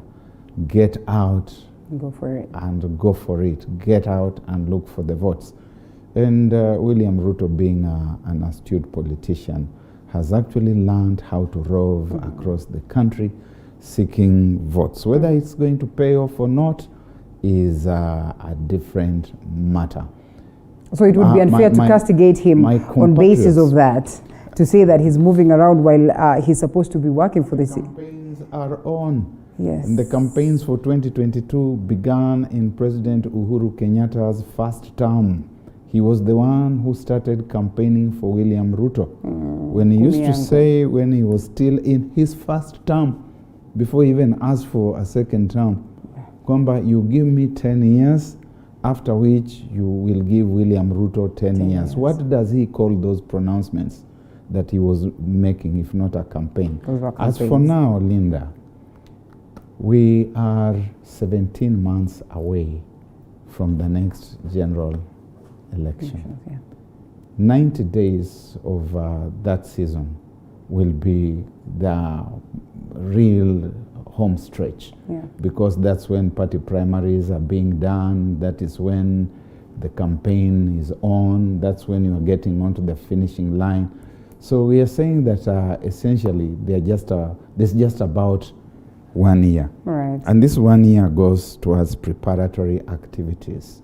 It is disingenuous, it is hypocritical for us to say you have hit the ground too early. This is the time for anybody who is serious, and stop sitting there attending funerals and telling people that you don't attend burials. I have seen a legislator, have I not, in Kakamega, and the one who is actually representing a portion of the town, the headquarters of Western Kenya, telling Muhisa Kitui that you do not attend burials. You're right. And because of that, you are going to be fined 1,000 shillings per Every mourner time, who comes there, including arrears. Now that is how lowly we are. And this particular legislator, we can tell you, he's playing the sycophant. He's doing it for the gallery. He wants people to see how he's the greatest Mudavadi defender, hanging on Mudavadi's coattails, without realizing that Mudavadi could fly on and he could remain with a piece of the jacket in his hand and land very seriously on his sitting apparatus on the ground with that piece of cloth. Okay. So Mudavadi, Wetangula, they should move away from this thing of thinking that campaigning is going to sit at a funeral for 7 hours and then you say now you have campaign. No, you must go to Manda, you must go to Migori, go to Isebania, go to... But just how then do you package your information? And I think maybe that's when Mheshimiwa should come in on that, because I mean, look at what the DP speaks about, and it is okay that he goes to the people and all that. Most of the times, what it is that he takes to the people is one thing that has been looked at, as something that will just offer short-term, solution. That he's not a genuine character. Look at how he speaks of the government that he sits in. He, in a way, is throwing jabs at its own government. One, for the cases of rising debts. He has just fallen short of probably indicting the government for, misplaced priorities, or so to speak. He speaks of what he's going to do in his own government when time comes in terms of taxes, but he equally speaks of going to the people and showing them the track record. So what track record does he have in a government that he castigates? He's using the track record of BD, which unfortunately doesn't, the neck of the woods I come from doesn't wash, because there are hardly any roads there. Even the so-called last mile for electricity did not take off, so that kind of thing can't wash there. But having said that, you need to look at the things that are unsaid. They speak louder than the things that are said. If you look at the Ruto formation, who are they? Ideologically, who are they? And then you look at the people there. This you would call new money, however way it was acquired, don't go into that. That is that formation. Then look at the Musalia formation. Who are those? Ideologically, okay, ideologically, that those I would call the Moi. Why don't you call it old money? Or old money if you want. Which we still do not know. Recently, something came up just around the weekend, just before the weekend, where Kivutha Kibwana, Muhisa Kitui had lunch with Raila, with Orengo. Now that tells you that was the second liberation team. Okay. Don't you see the ideological... That's what I was saying, that those things that are not said are louder than what is said. Additionally, when you look at those kinds of formations, then that roughly tells you where we are at. Because what you are talking about, the Bishop Hamala talking about giving everybody 1,000 shillings, he's encouraging the handout culture, which has actually kept Western down, which is very unfortunate. He's not looking at how to solve that problem. Because I had occasion this weekend when I was home to talk to my border fellows, a few of them. And because I just wanted to find out why do they sometimes react so angrily when one of them is in an accident or something of the sort? I just want to find out why, because if you don't know the reasons, you might blame them. And what I found out was terrible, because we've had Harambes for border borders and things like that. So what they end up doing is, okay, there's been this Harambe, so one takes 20,000, goes and pays deposit for a motorcycle. This motorcycle bought cash, might be around 85,000. But now he has paid deposit, now he has this motorbike, and he has to pay a certain amount of money every day.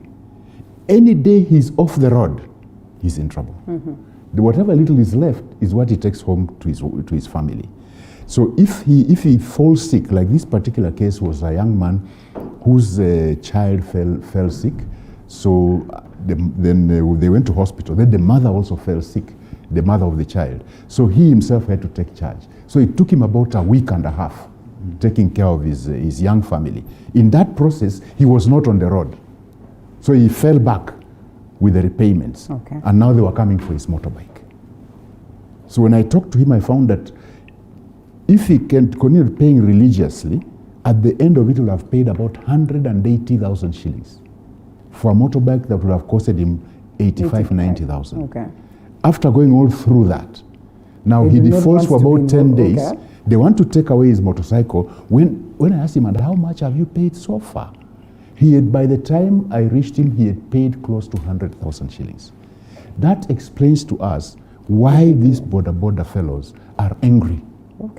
That's why they are angry. Many of them are going through very difficult times. And it has to justify the actions. You'd find their situation, like this particular one that I was talking to. He has to reach out to see how he can get help, because the motorbike will go. He has paid so much, and yet if it goes, he'll have lost. He won't have the motorbike, and he won't have that little income that he gets on top of it. So these are the things that we need to be looking at. So when somebody stands up and says, tuko na nyinyi boda boda, tunawafanyanga maharambe, does he really know what he's talking about? What those youth are going through? Well, he's giving them some money. And even Mheshimiwa Iseli Simiyu is also giving them some money. Let us look at this. What I'm trying to point out is that the border borders are not having good credit facilities. They are being how do you call it?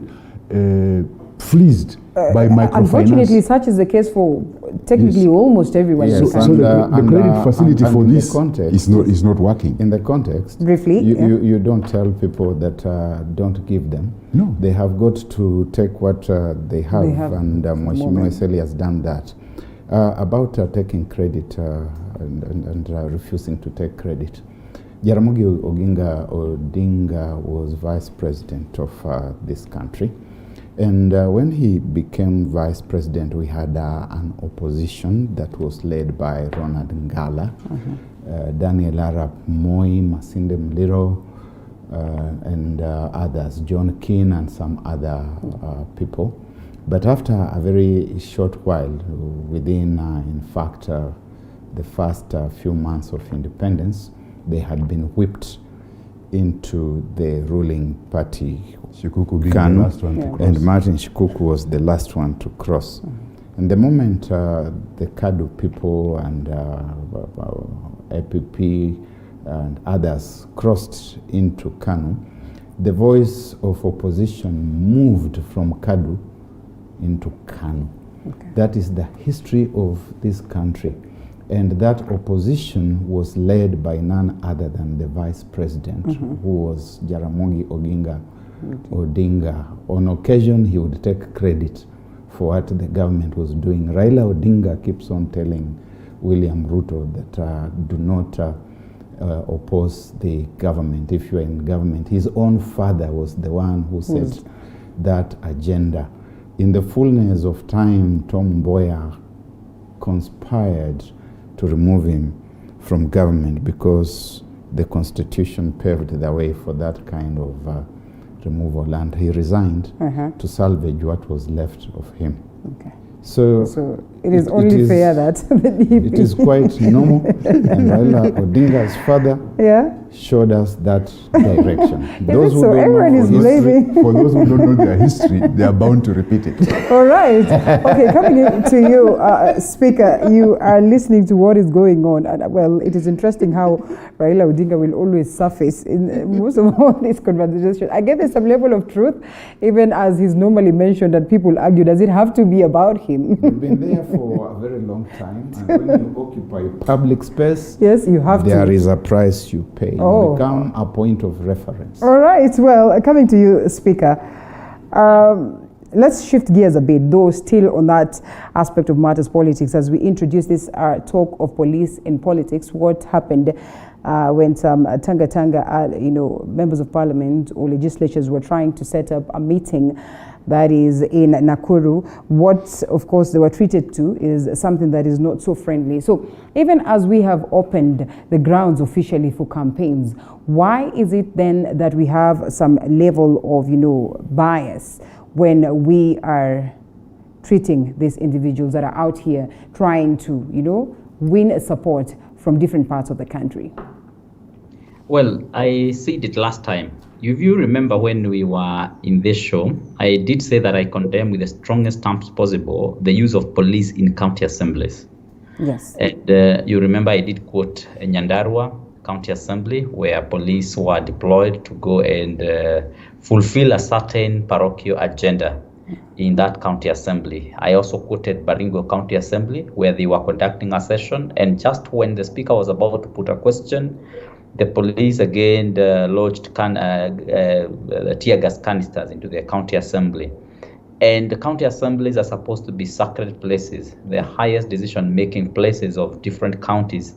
And there can't be any other disrespect to the people of a county other than when you send police officers to go and institute such kind of extremely negative agenda to the county assembly, and even to the county, and even to the country at large. So increasingly we are seeing this being done. And what shocks most of us is that we still have IPOA in place, which was supposed and meant to be looking at some of these things. Yeah. In fact, they're supposed to be the employers of the police, so that when these kind of actions are taken, they take action against those kind of policemen. Now, we have policemen being used increasingly in politics. And what we are seeing is intolerance. And I think what we need to hear more from politicians and from any person of goodwill is discouraging this kind of approach, because people who are using it and people who use it at different times use it because they have power and they're in power at that time, and they are happy because they can be able to achieve their agenda easily using the legalized force that we have in the police. Now, things change, and the shoe is now on the other side. Right. We'll castigate that action. I was also a bit gratified by the ODM coming out openly to castigate the parliamentary committee in charge of internal security, led by MP for Kiamba, Koinange, whereby they came up with very draconian and archaic rules and laws that tends to introduce the sedition laws that were in use in this country in the years past. And Raila Odinga has come out openly to castigate that kind of approach. Orengo has himself also discouraged that kind of approach. Yeah. And I hope that committee learns and they withdraw those kind of laws from the parliament. Because as a country, as much as we are agitated by the direction probably some of the politicians are going, you cannot at any one point now institute another dictatorship in the country and use those kind of draconian rules to reign on people who are doing politics in the country. And I want to say that in itself, and use of excessive police force in containing political activity in the country is all not positive. It's negative, something that we need to castigate, and it needs to be castigated by everyone, regardless of whatever political formation you are in. And because when you start criminalizing political activity in the country, then you remove even the policemen from handling the work they're supposed to be doing and to be running after political arrangements. I was, for example, looking at the way we handled COVID. Make it brief. And maybe this as a last point. Whereas we did handle COVID probably in a fairly good manner as a country. I still believe that the way we did contact tracing, if we were to use the intelligence systems that we have in this country, the way we normally use those intelligence services for political reasons, if we were to use them for contact tracing, probably would have arrested COVID cases from spreading in the country as early as when they began. But do we do that? All right. Well, certainly, I don't know whether I am in a capacity or am allowed to say that, well, there's been some level of bias in how the police have handled this. We all know, and I'm sure most of these political leaders or anyone who would want to set up, a meeting or a session in terms of the campaigns and the grounds that they wish to use. We all know the procedures that need to be followed so that is allowed. Do you suppose it was unfair how it played out, for these legislatures or these Tanga allied, members? Was it fair for them to have been met with such animosity, or so to speak? Honorable Eseli Simiyu argues that, they are just beginning. They are in for more.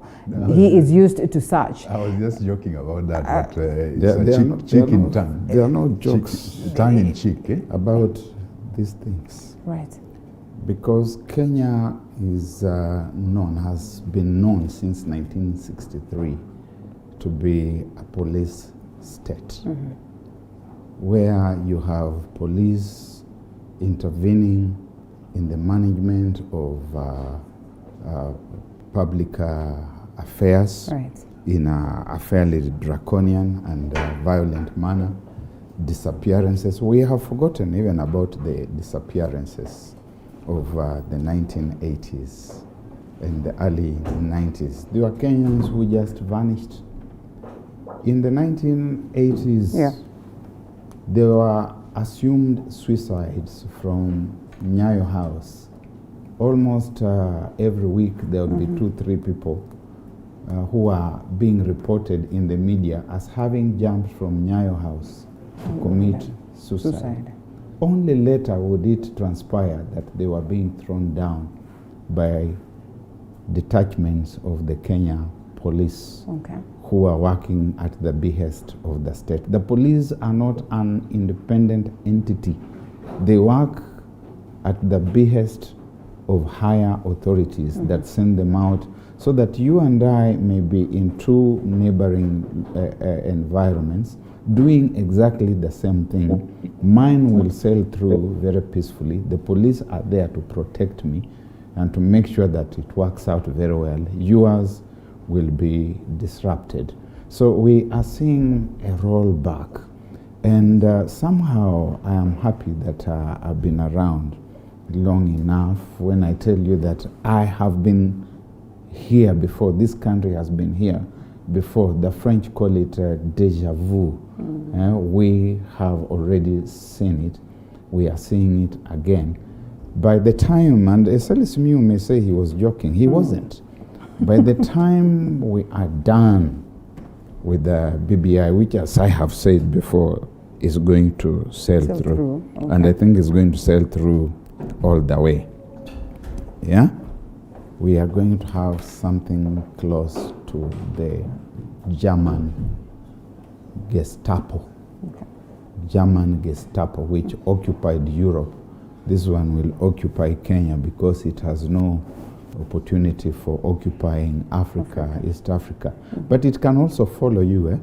You have seen a Rwandese opposition leader was gunned last night, dead in a foreign country somewhere. Yeah.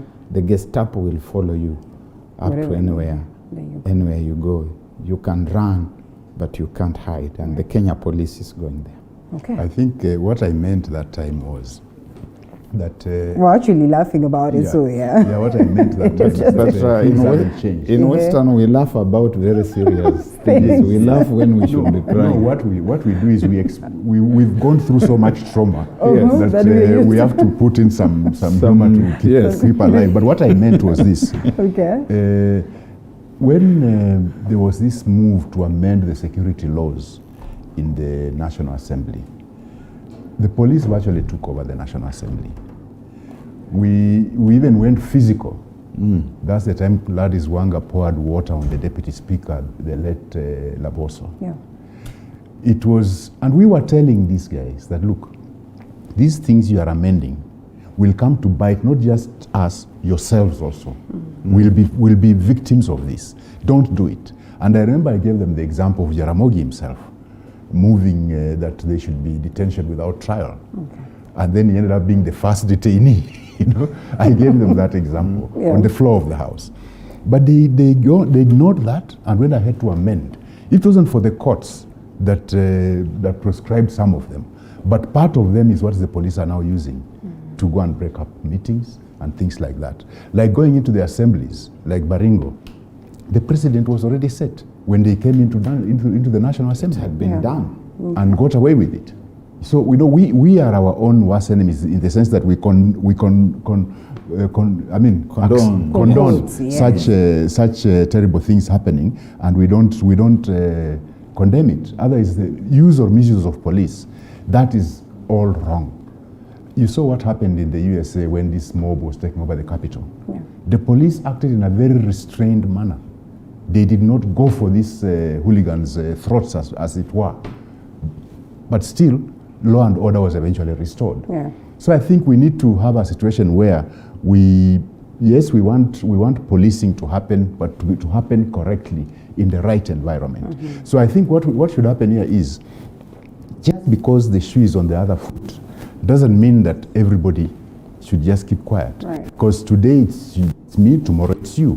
So we need to accept that when we set up certain laws, there should be laws that can serve us well, whether we are in government or in the opposition. Otherwise, this time when we set up laws, because we are in government and you are in the opposition, the law is actually targeted for the person in the opposition.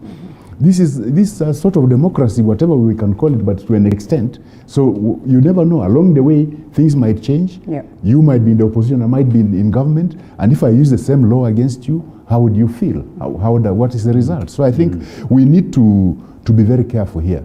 Because as we progress as a nation, we need to accept that we need to keep on opening up the democratic space more and more. Okay. Because the world over, those who do development studies, you'll find that countries that are very, very, very restrictive on the activities of their citizens don't do so well economically. Right. In fact, China got to doing very well economically after they started opening up some space. That's how you find the Jack Ma's and the Who's and Who's, because they have opened up that space to an extent. But that is, if you are completely restrictive, then even development does not come as much as you expect. And the government will be unable to deliver all the services. So it's important that as a nation, we should look at this. And I think what we need to do is ensure that the people we are putting into office, especially very critical offices, should be knowledgeable enough to know that certain activities have a negative impact, very long-lasting, on the country. We have a maximum of 5 minutes to call it a day. And yes, the latest in terms of ensuring that there is law and order in how we campaign, in how we also have our leaders traversing different parts of the country to try and woo voters to their side. Is that one that the Speaker speaks about that is still in Parliament, that is in regards to the NCIC's proposals and what needs to be done. Right Honorable Raila Odinga Orengo coming out to say that should not be the right move. The argument on board is that was meant to curtail the Hustler dynasty narrative, in particular targeting the Tanga Tanga side. Do you suppose then it is genuine that Right Honorable Raila Odinga comes to speak about this, and does it have to come from him so that at least these members of Parliament can realize the importance of making it a fair and square ground? First, Raila Odinga is in an informal co-presidency with President Uhuru Kenyatta. Okay. It is something that we don't like talking about or admitting. And an agenda like that one, there's a sense in which I think he must have been well aware in advance. In advance, okay. It is also true that Salim Lon, who is a Kenyan now, a veteran journalist, wrote an email to Raila Odinga expressing extreme concern. And Salim Lon, for those who may not know, was the editor of the Viva magazine, which up to now remains banned. It was banned by the KANU government in the 1980s, and that ban has never been lifted. And he was one of the voices that could be used to vent public grief. In those years. He's extremely concerned that this is happening. It was as a matter of his email to Raila Odinga that this move was undertaken. And even then we saw Raila Odinga engaging in historical revisionism. Last time I didn't have the opportunity to explain what I meant. I don't think I'll have time again today. But what one must remember, as Mheshimiwa Selesimiu says, that you are honing the knife that is going to cut you.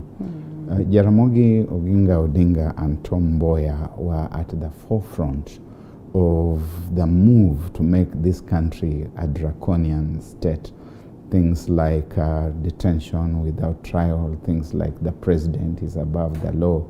And yes, they paid their price. To make a slight correction, Mheshimiwa Selesimiu, the first detainee was actually the poet and writer Abdallah Latif Abdallah, who was detained in between 1969 and 1972 for supporting KPU. He was the harbinger. They took him there first because of the poems and the literature he was writing and the mashairi and the contribution to Baraza magazine and Taifa Leo. And they detained him for 3 years, 1969, 1972. But towards the end of the same 1969, Jaramogi himself was cooling his feet in detention without trial. So be careful these things that you are doing, and you are imagining that they are going to happen to someone else. Tom Mboya, unfortunately, having supported all these things and played the sycophant. And when the true history of this country is told one of these days, people will get to understand the facts. Unfortunately, the same characters and forces which used to call him Sungura Mjanja stopped him on what is today Moi Avenue. Okay, and such is what it is that played out. Thank you so much, Barack, for taking us through that, memory lane, down lane, on matters history. Always a reminder that it's important you go back to history so that you get to have basis on how best you can argue some of these things. And as we come to a close, 30 seconds to the speaker so that we can close it, and also 30 seconds to Honorable Selesimiu in regards to this and generally what it is that we've spoken about. We might not be able to go through the legacy trend, but then again, there's always another Monday where we can look at that and just how President Uhuru Kenyatta is taking it with lightning speed, whether he's going to be successful to attain anything at all in terms of what one would consider as good legacy. Honorable Kagusha, in 30 seconds. Nyeri County today, together with all the leadership of this county and the Ecumenical Bishops Fellowship, we are going to be having a prayer breakfast at Green Hills Hotel. And in these prayers, some of the things that we have debated here and we have discussed here are going to find themselves on the podium for prayers, so that God may have mercy of our country, so that leaders can know that they are leaders today and tomorrow they may not be in positions of power, so that people are not overtaken by the power that they have today to make decisions that will make them regret later on. So we will pray for the country so that we are sober, we are objective, and that we remain democratic, and that we can focus on the things that grow this country and that improve our economy and the social status of all Kenyans. Thank you. I think while many people go around saying that we can't live our life with our eyes fixed on the rear view mirror, but I think knowing our history is very important, because part of the things we've talked about today are actually there in history. And we say that those who don't know their history are bound to repeat the same. So if we are to repeat our history, let's try and repeat the good part of our history and leave out the bad part of our history.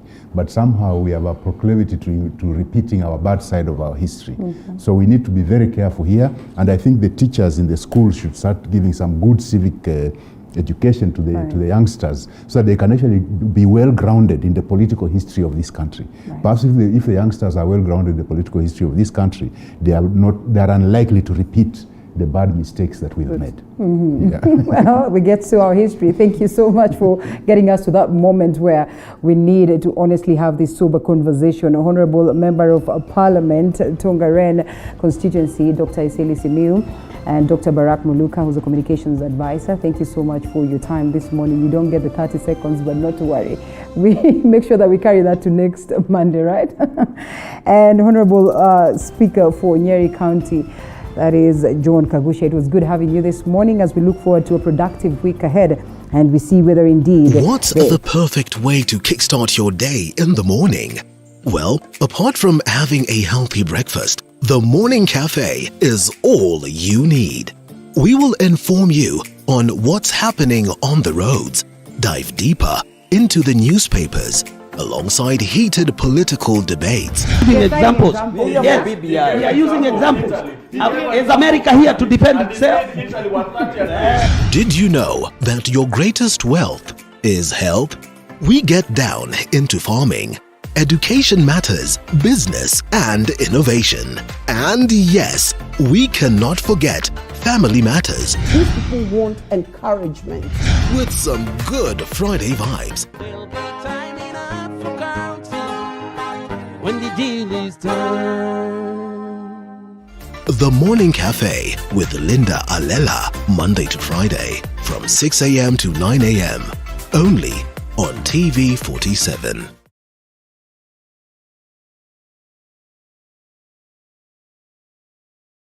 What's the perfect way to kickstart your day in the morning? Well, apart from having a healthy breakfast, the Morning Cafe is all you need. We will inform you on what's happening on the roads, dive deeper into the newspapers, alongside heated political debates. Examples. Yes, we are using examples. Is America here to defend itself? Did you know that your greatest wealth is health? We get down into farming, education matters, business and innovation. And yes, we cannot forget family matters. These people want encouragement. With some good Friday vibes. When the deal is done. The Morning Cafe with Linda Alela, Monday to Friday from 6 a.m. to 9 a.m. only on TV 47. What's the perfect way to kickstart your day in the morning? Well, apart from having a healthy breakfast, the Morning Cafe is all you need. We will inform you on what's happening on the roads, dive deeper into the newspapers, alongside heated political debates. Examples. Yes, we are using examples. Is America here to defend itself? Did you know that your greatest wealth is health? We get down into farming, education matters, business and innovation. And yes, we cannot forget family matters. These people want encouragement. With some good Friday vibes. When the deal is done. The Morning Cafe with Linda Alela, Monday to Friday from 6 a.m. to 9 a.m. only on TV 47. What's the perfect way to kickstart your day in the morning? Well, apart from having a healthy breakfast, the Morning Cafe is all you need.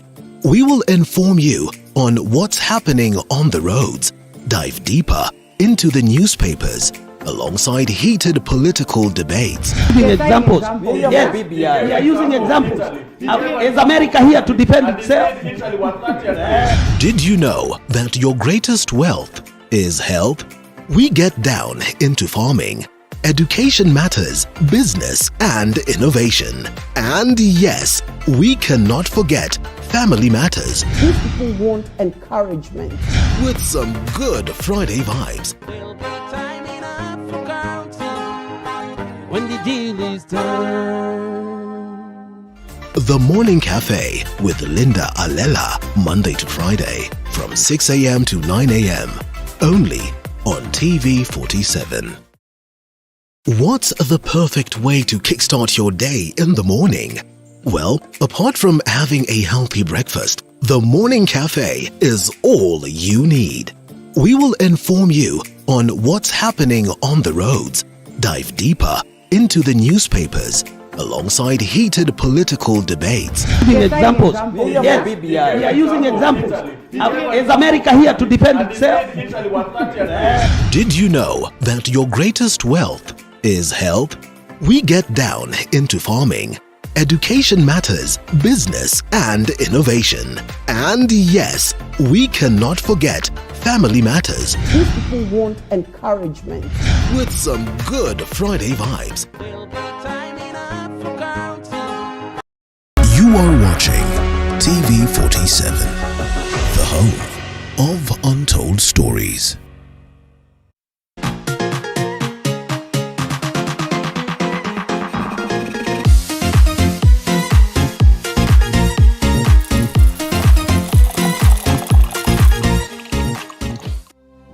Well, back pain is very common, and as they would say, at least, every other person at some point in time in life has had an experience with back pains. So we get to understand just what informs this. We get to understand how chronic it can get. We get to understand what could have, been the main reason as to why one gets to experience back pain, and how do we avoid scenarios where it gets to that chronic level. And so we'll be having a specialist on board who will help us go through this conversation as we get to know the back pains, the symptoms, the remedies, diagnoses, and all these things in a nutshell. So in the next about 30 minutes or so, we'd love to welcome you to be part and parcel of the conversation. If you have any questions, then we have an orthopedic on board, an orthopedic surgeon for that matter, so that he can get to answer some of these questions that you could be having. And well, in the event that it is getting worse, then it is important that you go out there and seek medical advice. So Dr. Thuo Rigisha, who's an orthopedic surgeon, joins me this morning for this special conversation, or very crucial conversation. As I always say, this is one of my best segments, because when we speak matters health, then you know how important it is for you and for me. So karibu sana, Daktari, good to have you this morning. And equally welcome to this conversation once again, even as we ask those questions and as we continue having this sober conversation. So let's speak back pains. What exactly is this one thing that causes back pains? Is it different depending on different people? And why would we speak of a scenario where at some point in time, at least every individual has experienced back pains? Okay. Thank you, Linda, for welcoming me, for having me in this show. Yeah. Back pain is a big issue for most individuals. They say approximately 80% of the world's population will experience back pain at some point in their life. Yeah. Probably most of us have experienced back pain at some point in our life. Mm-hmm. Mainly the part of the back that is mainly of nuisance is the lower part of the back. Yeah. Because as we know, our back stretches all the way from our occiput to our buttocks, and the lower part of the back is what is usually problematic to many people. Why the lower back is mainly because it carries most of the weight of the body. Okay. All our weight is mainly transmitted through what we call our backbone, or what we call in the medical term the vertebral column. And the lower part of the vertebral column now carries most of the body weight. The other reason why mainly the lower back is because most of the body movements happen at the lower back. Okay. If you have to bend forward, if you have to swing or twist your waist, all right, all these movements will happen mainly at the lower back. And that's why people with certain activities that are repetitive activities are the ones who will mainly complain of this lower back pain. Okay. Yes. All right. So when we speak about that, then what do we talk about in terms of the symptoms? I know one would want to imagine that it's a straight, as you know, you feeling pain, you know, somewhere at the back. But just what are some of these symptoms that we are talking about? What would it include for one to conclude now this is back pain? Because I'm told that there are scenarios where, you know, out of pain from the hand, then, you know, it impacts on the entire body and there's so much pain across the different part of the body. And so in that case, you'd realize that maybe you could be having, say, you know, something like a wound that would get you feeling pain, or that would get you having, you know, back pain. So when we're talking about back pain in particular, what are some of the key things that you look at and note and say that, yes, this is back pain? Okay. So basically mainly for back pain, the usual back pain, because there are many causes of back pain, but there's what we call basically the muscular back pain. Yes. Mainly it's just a dull feeling of pain in the lower back. Severity is dependent on, the severity of the pain is dependent on probably the activity or the acuteness of the condition, the onset of symptoms, or probably even the causative agent. Okay, if it's not only muscular, it could be because of other causes, then the pain might be more severe than in other scenarios that we are used to, the usual muscular back pain that we usually call the positional back pain, because it's usually caused by the position you assume most of the time, depending on the activities you engage yourself in. Right. There are other things we usually call the red flags of back pain. The red flags of back pain are the things that will tip you off towards deciding, is this the usual back pain that we are used to, muscular back pain, or could it be something more severe?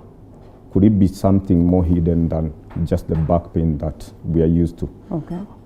And this will come in the setting of things like you get neurological effects. Neurological meaning that the nerves are involved. So you'll get someone complaining of tingling sensation, someone complaining of numbness, someone complaining of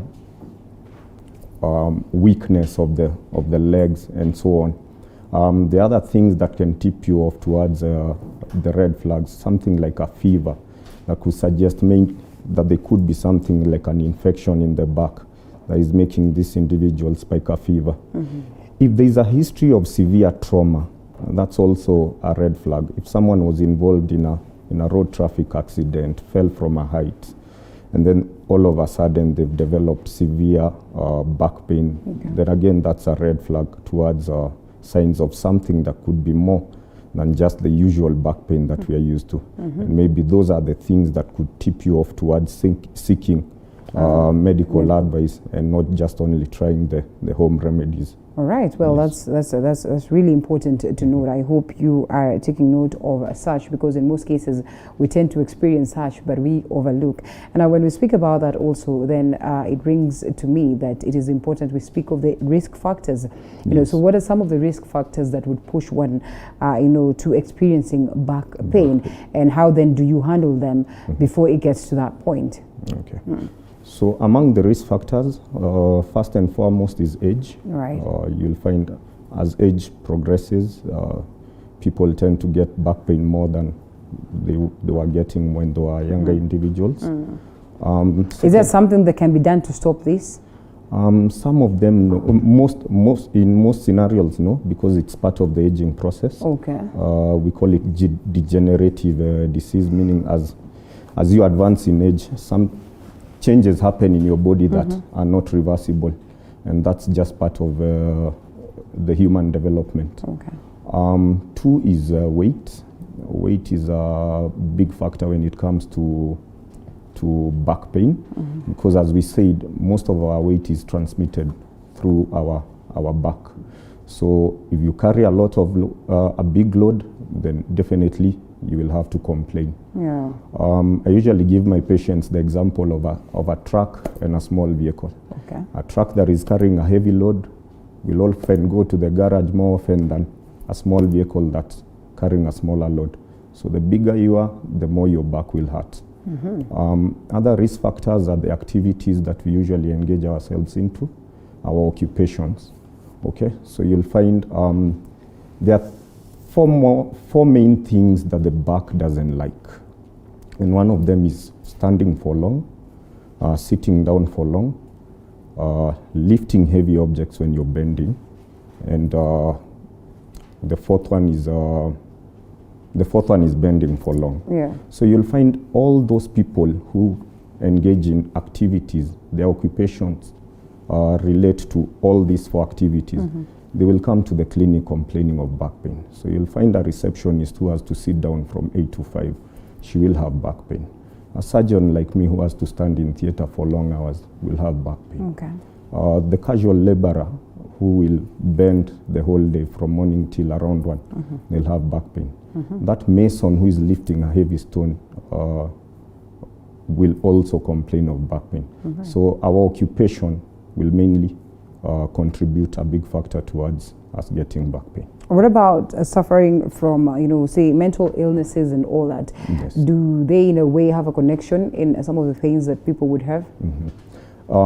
Yes, social effects have a key role in back pain. Okay. There have been studies that have connected psychosocial conditions like depression, anxiety, post-traumatic stress disorder to back pain. In that line also, I've come across people who are not satisfied at their workplace also tend to get back pain. All right. Yes. Well, that's interesting. Speaking of which, if I pick key of the risk factors that you have mentioned, I realize that some of them maybe are things that probably we can try and limit, or we can try and reduce, or we can try and curb, in totality. So in this case, are there some things that would consider as, as lifestyle expectations that would help us deal with these, risks that would pose us to a situation where we have to go through back pains or, experience, unhealthy moments in life? For instance, in terms of what it is that we eat, in terms of the practice, in terms of what it is that we feed ourselves into information, like you rightfully put it. If you don't like your workplace, then you might be, at a possible risk of experiencing back pain. So in that case, you can decide, well, this is not working for me. Let me not be here and be at a different direction, or just let go of that. So what are some of the key things that one would say, lifestyle-wise, they would incorporate in themselves to ensure that they go down on the risks? Okay. Like I'd said before, mainly back pain is mainly because of position. And that's why we call it positional back pain. And among the key things that we really advocate for when we are talking about back pain is how you modify your position. If you have to sit down for long, first, if you have to sit down, you have to be in a position whereby your body and your trunk are at 90 degrees, like I'm seated right now, with your foot resting on the floor. Okay. So if you have to sit on a seat, it should be a firm seat with a straight back, so that you rest your back straight on your seat. You don't lean forward, you don't lean backwards, because those are the positions that usually affect your back due to the weight transmission. 2 is standing for long. If you have to stand for long, you make sure you adjust your weight from one side to the other. I'm sure you've seen people who stand adjusting their position. They dip towards one side at this moment. After a few minutes, they dip towards the other side. That also helps to give your back some rest. Also on the line of standing, it's advisable to stand. If you have to stand for long, you stand with one foot stepping higher than the other, about 6 to 8 inches higher than the other, so that you give your back some bit of rest. It's advisable not to bend for so long. Try avoid bending for so long as much as possible. Avoid lifting heavy objects when you're bending. If you have to lift something heavy, you squat, get a hold of the object that you want to to lift. Okay. And then use your thigh muscles to prop yourself plus the object up. Mm-hmm. Always make sure you hold the object as close to your body as possible to avoid straining your back. The other risk, among the risk factors, the other modifiable things you can do is, of course, the weight. So we advocate for weight loss as much as possible. Okay. Because the weight kind of adjusts your center of gravity of your body, and putting a strain now on your back. Okay. The other thing amongst the risk factors that I didn't mention is smoking.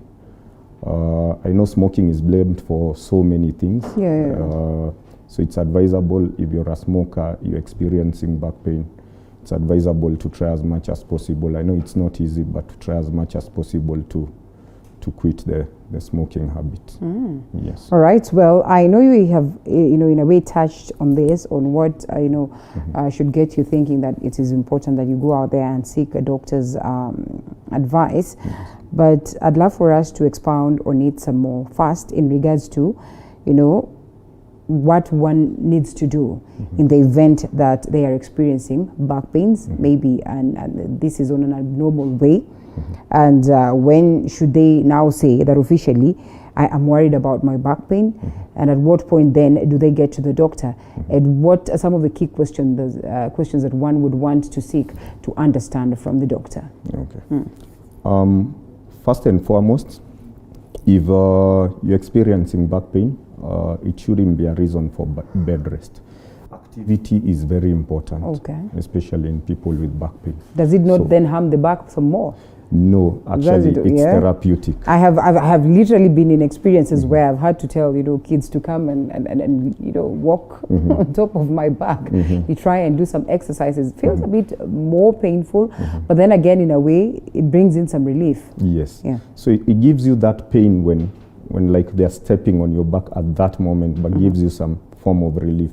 Because we advocate really for physical activity for patients with back pain, because as you rest, your muscles are still working on the joints around your body.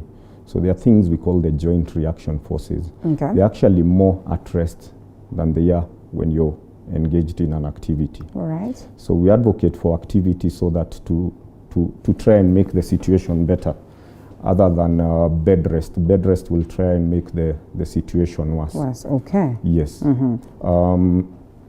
Okay, on that line of when should someone decide that they need to seek medical attention? One is if the pain becomes so severe, it's not responding to the usual things you used to do and it responds to. Maybe you get back pain and you have someone step on your back, it used to respond, it no longer responds, then you need medical attention. Okay. There are the red flags we had mentioned. There's the fever. If there's a fever, then you need medical attention. If you develop weakness, mainly it will happen in the lower limbs.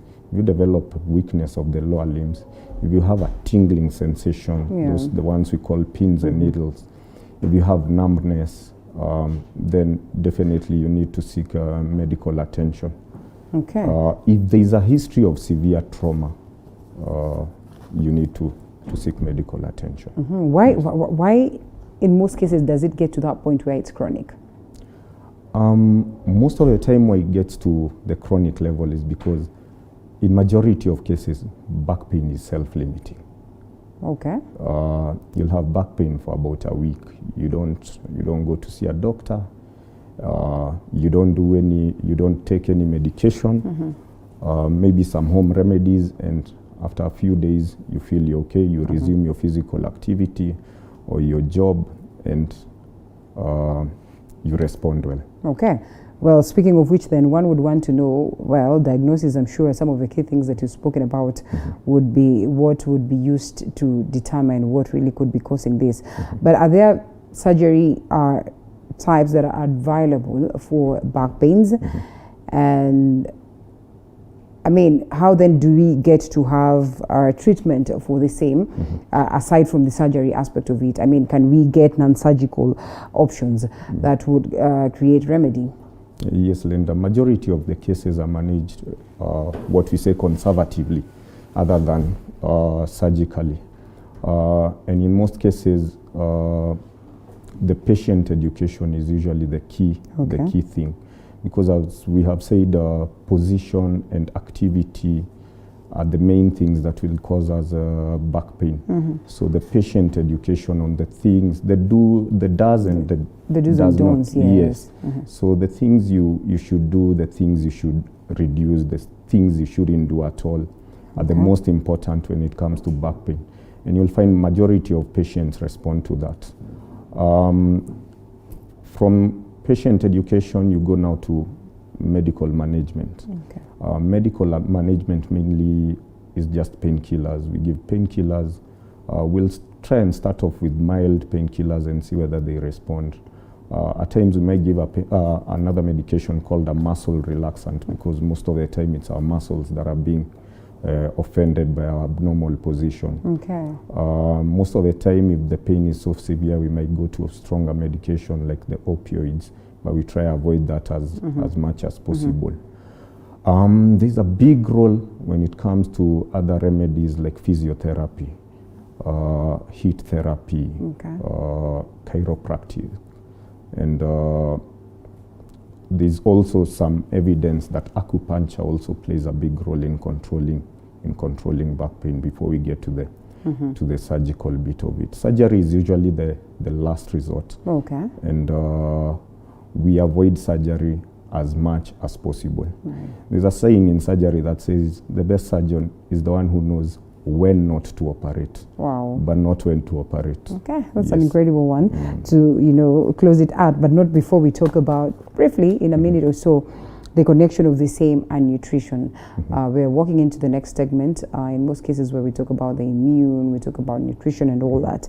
I remember my dad used to advise me to take lots and lots of calcium, lots and lots of bone soup and all that. He said, this will help your muscles, your spinal cord and all this, everything. So when we come to back pains, is food really crucial in terms of trying to rest this? I think diet plays a big role in almost generally everything in our body.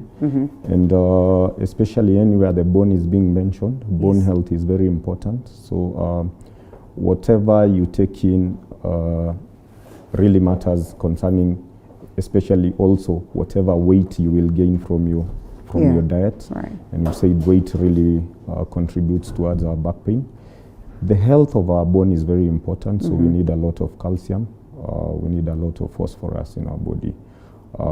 So the milk, if possible, the calcium supplements.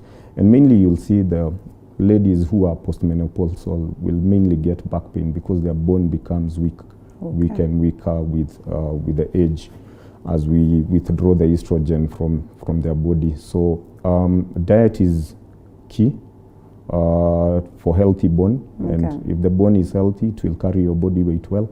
And on the other hand, the junk food that will give us a lot of weight, that will affect also our body in terms of carrying a lot of load is not advocated for. Yes. All right, Doctor, thank you so much for the great insights. I am sure we're going to have more sessions on this. We get to the practical aspect of it, because sometimes when we talk medicine and we really do not have the practicability of it, people tend to lose interest, but not really lose interest for them that are probably interested in what it is that we're talking, because back pains are crucial, and I'm sure most of the people also are actively involved in getting to understand just how best they can run away from this. So in about 30 seconds or so, I'd allow you to give the viewer your parting shots or sentiments, and maybe just a word of advice on how best they can ensure that they stay put and take care of their backs. So first and foremost, we say the weight is the thing to avoid.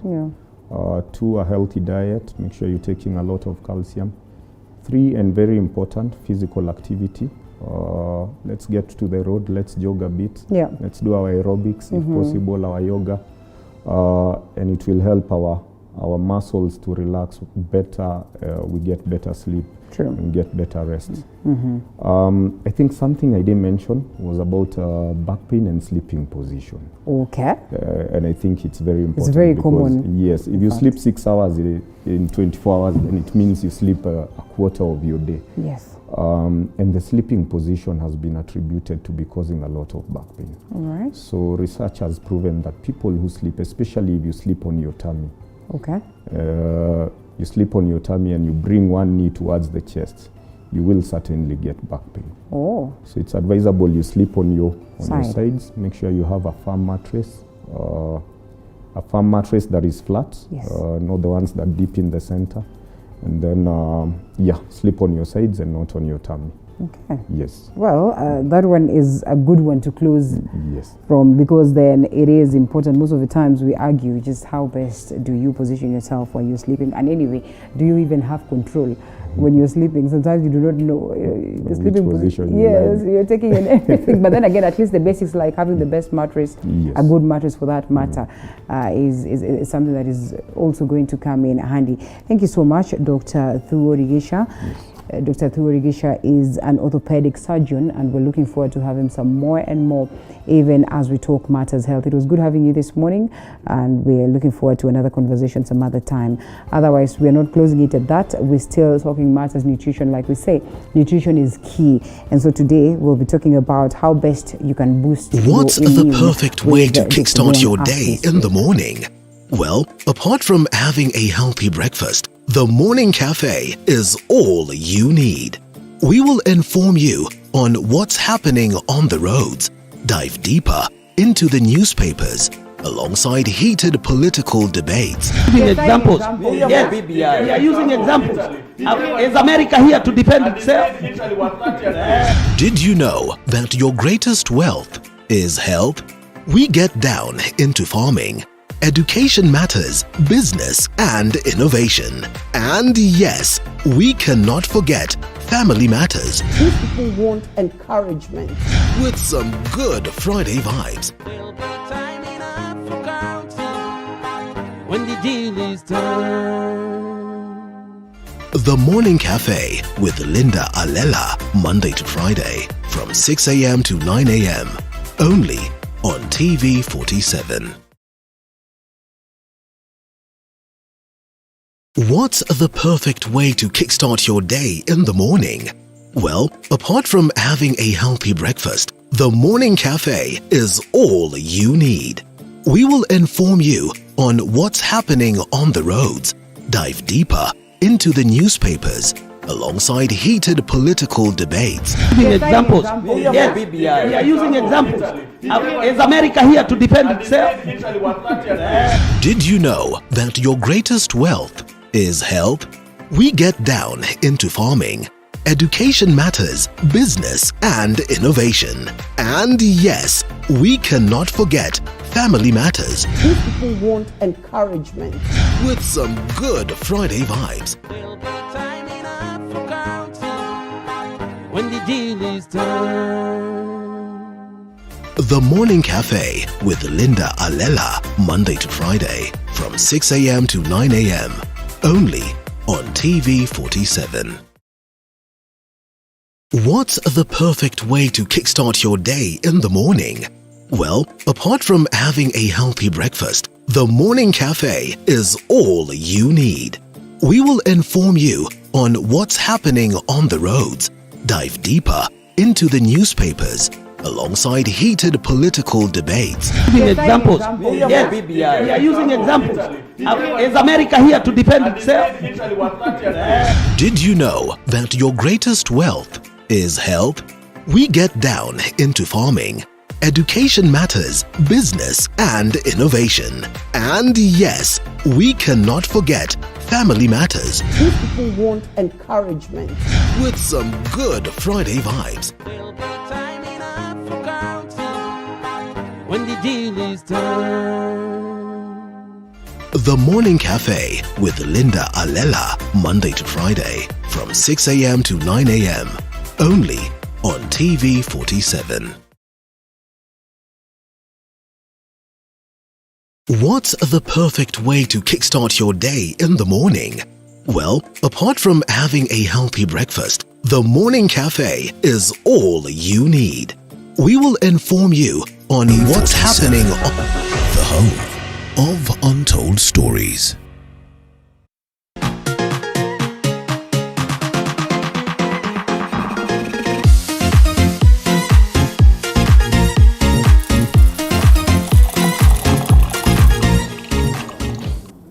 Well, to matters nutrition and talking about boosting your immune. This is something that you've heard about for the longest of time. And we tend to ask ourselves, are there situations where you can actually reach to that point where you say, you know what, I have successfully boosted my immune. So we'll be having this conversation this morning. It's on Matters Nutrition alongside Dr. John Rose, or Rose John, depending on how you want to put it, who's a nutritionist. Good to have you, Dr. after a long time. Have you been here this year? Yeah. It was last year? It's this year? Good to have you. It's because the last time we spoke, you had mentioned about what it is that you're going to do so that you can take us through the process of boosting our immune. And so you said you're going to fix something for us, which I think is what it is that we see today. So we've been excited all that while waiting for you. So it looked like it was forever, but I'm glad you're here finally. Thank you so much. All right, so take us through. One would want to ask some of the basic questions. Just how best can I get to boost my immune? I mean, are there chances that actually immune can be boosted in the first place? I mean, do I have to go on supplements? Do I have to, can I do it naturally back at home? Can I do it, simply back at home? What are some of the things that I need to use to get to that point? So I think you're in a better position to take us through all that process, and that's what we're excited for this morning. Okay, thank you so much. What I do is to enhance or to help my patient at home. How can I help myself when I'm at home where there is no doctor? Okay. Because not every time you'll get a doctor, but we have some things that are just within our houses that we can use them to boost our immunity. So when we think about immunity, what is immunity? Right. It is I can say it's an energy within that helps the body to fight diseases. Okay. It's the power within the body, that the body itself can heal itself. Apart from using the supplement, you are saying, how can you enhance the healing power of the body? That's what you call immunity. Right. All the power of the body to fight with pathogens like bacteria, viruses, and germs. That is what we call immunity. And most of the people, when they hear about immunity, they think of diseases first. Okay. That is the first thing that clicks in our mind. So if my immune is down, definitely I'll be diseased. Okay. If my immune is up, the body will be able to fight for itself. So why is it that my immunity is down? What makes my immunity to go down? It is what I eat every day. Right. You cannot just wake up one day and find your immunity is at par. So you have to work for it. You have to feed the body with the right food that will boost your immunity. Are there certain levels that we speak about when you talk about, a proper immune system? I mean, at what level should it be for you to say that, well, my immune system is good? There are some symptoms that the body shows that you have a good immune system, like bowel movements. You have two times or maybe at least once a day you have a bowel movement. All right. Sleeping, you have a better sleep. Most of the people, they don't sleep. They go to bed, they turn around until morning. Why? Because the immunity is down. So when you go to bed and sleep, that shows that your immunity is at par. Skin complexion. When your skin complexion glows, it tells you that the immunity is at par. Another thing is that when you feel fatigued, you are always fatigued. You don't have energy. It is in the morning, you have woken up in the morning, but you don't have energy. That shows that the immunity is down. Another thing, fever and flu. That one definitely shows you that the immunity is down. We have allergic diseases like asthma, bronchitis, allergy, even skin allergy. That one shows you that your immunity is down. So when you have such symptoms, sometimes headache, sometimes like the guy have said backache, it is telling you that you have to do something because your immunity is going down. Are we all born with the same level of immunity? No. Okay. That is what's the difference? That is why you can find somebody smoking for over 60 years and that person is still there. Okay. There's a person who have smoked for 2 months and the person is dead because the immunity, we have different types of immunity. how much can your immune system tolerate abuse? That is what we do. We can eat the same food in the same family, but one of us get diabetic, one of us get hypertension, one of us get asthma. It depends with the immunity. How strong is your immunity to tolerate abuse? What did your parents eat when you are being conceived? That also determines your immunity. So that's why I say most of the time, if you're planning to conceive, make sure that your environment, the body is free of toxins, free of impurities, free of metabolic waste, and you have pumped the body for 3 months with vitamins and minerals, so that your immunity can be at par. The child that you are going to get, also the immunity will be at par. So we can have a problem with our immunity from the word go, from the time you are conceived in our bodies. Yeah. Okay, well, so tender age, how best can you boost their immune system? Because then, well, this is such a young baby, they might not even know whether it is okay or it is not okay, or for that matter. And how do they get to that level? How do you understand as a parent that then there is need to push for this, especially with the current system that we have today, that you have to breastfeed consecutively for 6 school months without giving the baby anything that could be foreign. How do you get to boost their immune? Okay, people doesn't get why are we breastfeeding kids for 6 months? They don't get that concept. They say, even like my mom was telling me, the day you were born, I gave you food the same day. Yes, I know. I fought with my mom because of that for the longest of time. Exactly. So the thing is, the food we take today, it's not the food that we were taking then. It is highly contaminated. So when we introduce food before the immunity of that child is strong enough to tolerate that food in the system, the baby will get reactions on those foods. So that is why we breastfeed for 6 good months. We have herbicides, pesticide. The water is, even we don't give water, you have to breastfeed thoroughly for 6 months without water. So when we introduce water, water is also contaminated. If we're taking the same food that is contaminated, say as a breastfeeding or a lactating mother, how then does this get to go well with the baby? Because then you're told whatever it is that you eat is what it is that is going to determine whether the baby gets all the nutrients that they would require. So if this food is contaminated, how then do we guarantee a scenario where the negatives or the impurities will be sieved and it gets to the baby when it is okay? That's what we say. When you think about getting a baby, think about the right food. The first thing, avoid junk foods, because they will contaminate what you are carrying inside your body. Another thing, when you start breastfeeding now, you are now trying to bring up a healthy baby. Avoid all foods that will make the baby to get sick, like refined foods. They will bring constipation in your baby and you yourself. So the more the colon is packed with the mucoid, or we call it plaque, it will be absorbed in the blood. What will happen? The baby will still suck the same thing. That is why we find most of the toddlers, they have skin rashes. Another one, they have some inflammation on top of their skin. Why? Because whatever the mother will eat, that is exactly the baby will feed on. So we say, as a mother, you are breastfeeding or you are thinking to get a baby, try to avoid as much as possible junk food, refined food, and whatever you are drinking, because most of the people, they like just taking tea. They don't know that tea toxifies the blood.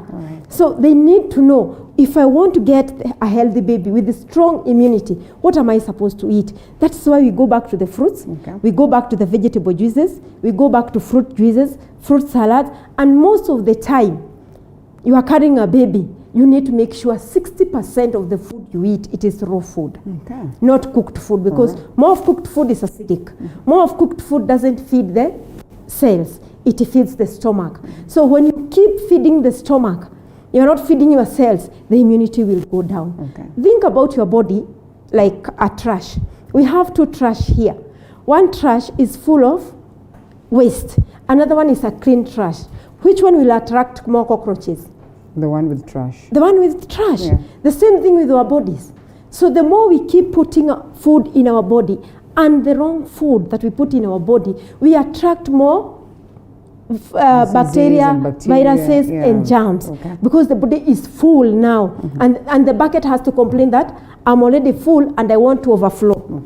And when the bucket overflows, that's when you find people says, my kidneys are not working, my liver is not working, my immunity is down, I don't know what to do. But you have overflowed your bucket with a lot of food. You know, the body cannot cleanse at the same time is digesting food. The body works as your normal duties that you do every day in the house. If you have a visitor and you are sweeping the house, then the bell rings. Will you continue sweeping? No. No, you will go and see the visitor who is coming in. You will stop sweeping and you entertain the visitor. At the same then time. the visitor goes, another one comes in as you are sweeping. You stop and you continue entertaining the visitor. So if it happens the whole day, will you have time to sweep? No. No, you won't have time to sweep. The same thing with our bodies. When we keep eating, the body was doing cleansing, it will stop. It won't cleanse again. It will start digesting what you have put in. Then you continue eating. When it is starting to cleanse, now you continue eating, and that is what brings our immunity down.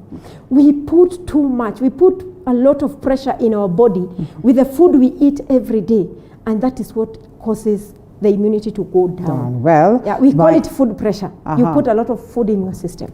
Yeah. Well, by now I'm sure the person who's watching us has an idea of what it would look like for someone's immune to go down, and equally what it would look like for them to have their immune system or well boosted for that matter. And so the question then would be, is there a way that one can really boost their immune? Yes, based on what it is that they eat.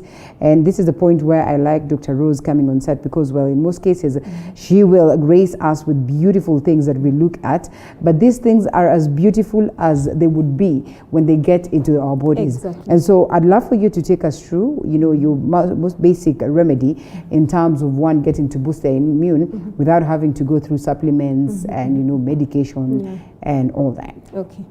Now, we have simple remedies at home, as we have said, and we have food that boosts our immunity. The media, you have been telling us about vitamin C because of the COVID-19 that will help us to boost the immunity. Yes. I found some people who said that my brother used to eat everything, my sister used to eat everything that has vitamin C, but he was or she was overcome by COVID. Why? Because inside your body, as I have said, the body is packed of toxins. So if I eat these lemons today, if I take lemons and it's very high in vitamin C, it won't reach to my cellular level. And even if it will reach, the content will be low. Why? Because the absorption, there is hindrance of absorption of vitamin C by toxins in the body. And that's why the other time we talked about detoxifying the system. The first thing you need to do is you cleanse the colon, you cleanse the blood, you cleanse the kidney, you cleanse the liver, you detoxify the system, so that when you're using the lemons, all the oranges, because they are full of vitamin C, the cells will be able to absorb. But without that, you'll be eating everything good. It's like taking a cup of porridge, and then you finish the porridge, and then you want to drink water, and then you put water in the same cup without washing the cup. It does not work. It doesn't work. Yes. The same thing, that's what we are doing now. We are doing a lot of lemons to boost our immune system, to have vitamin C, but we have not cleansed the system. The body is clogged up.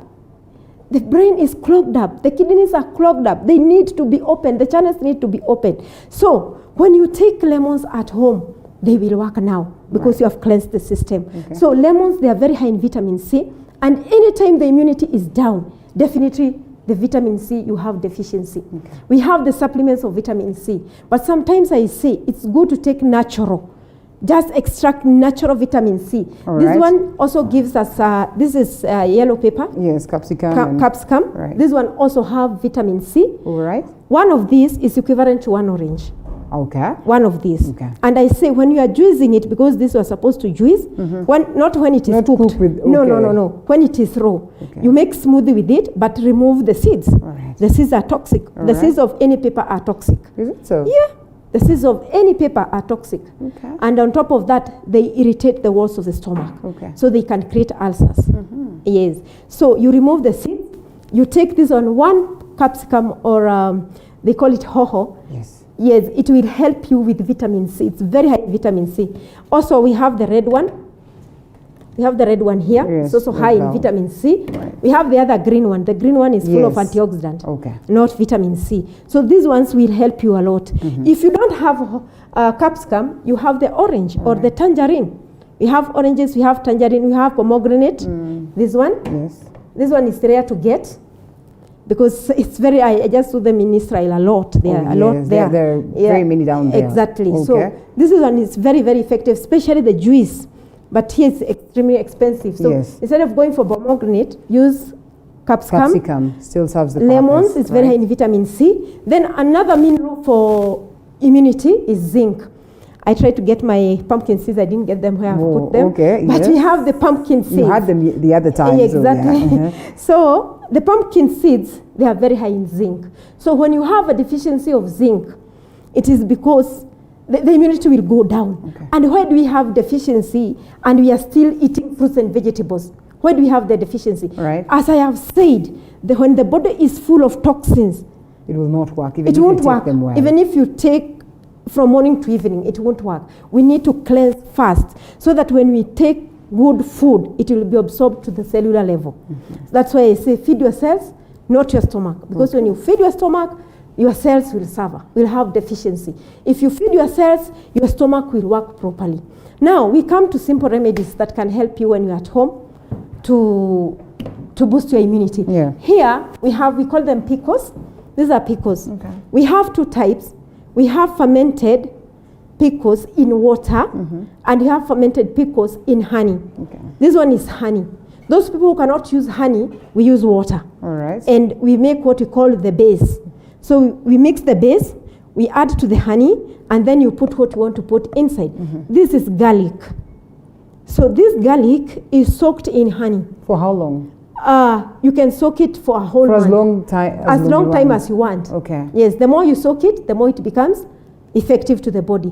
So we say we add value to the garlic so it can help you more. So when you soak this garlic inside the honey, and we mix 3 types of the base so that you can add honey, and then now you add garlic. So when you soak it like this, you add it value, and what it does to the body, it will give you also probiotics. And when you have deficiency of probiotics, friendly bacteria in the lining of the colon, lactobacillus, acidophilus, the immunity will go down definitely. Because the health of your immunity depends with the health of your gut. That is what we say. It has to be clean. It has to be clean, and it has to have those friendly bacteria. We have to have 2 bacteria, the bad one and the good one. They have to balance. But the good ones, they should be 90%. The bad ones should be 10% in the body. So when you ferment this one, it is very high in selenium. Selenium is a mineral that helps you to boost your immunity. This one is very high in antioxidant because it's garlic. Garlic is very effective for your heart. So after cleansing now the system, and maybe you have things like high blood pressure, heart disease, you see, and you're not allergic to honey, this one will help you a lot to boost your immunity at home so that the disease that you have, it will start healing. Garlic is everywhere. So how much, what quantity is one supposed to take? A spoon? You take a tablespoon. And I would like you to taste.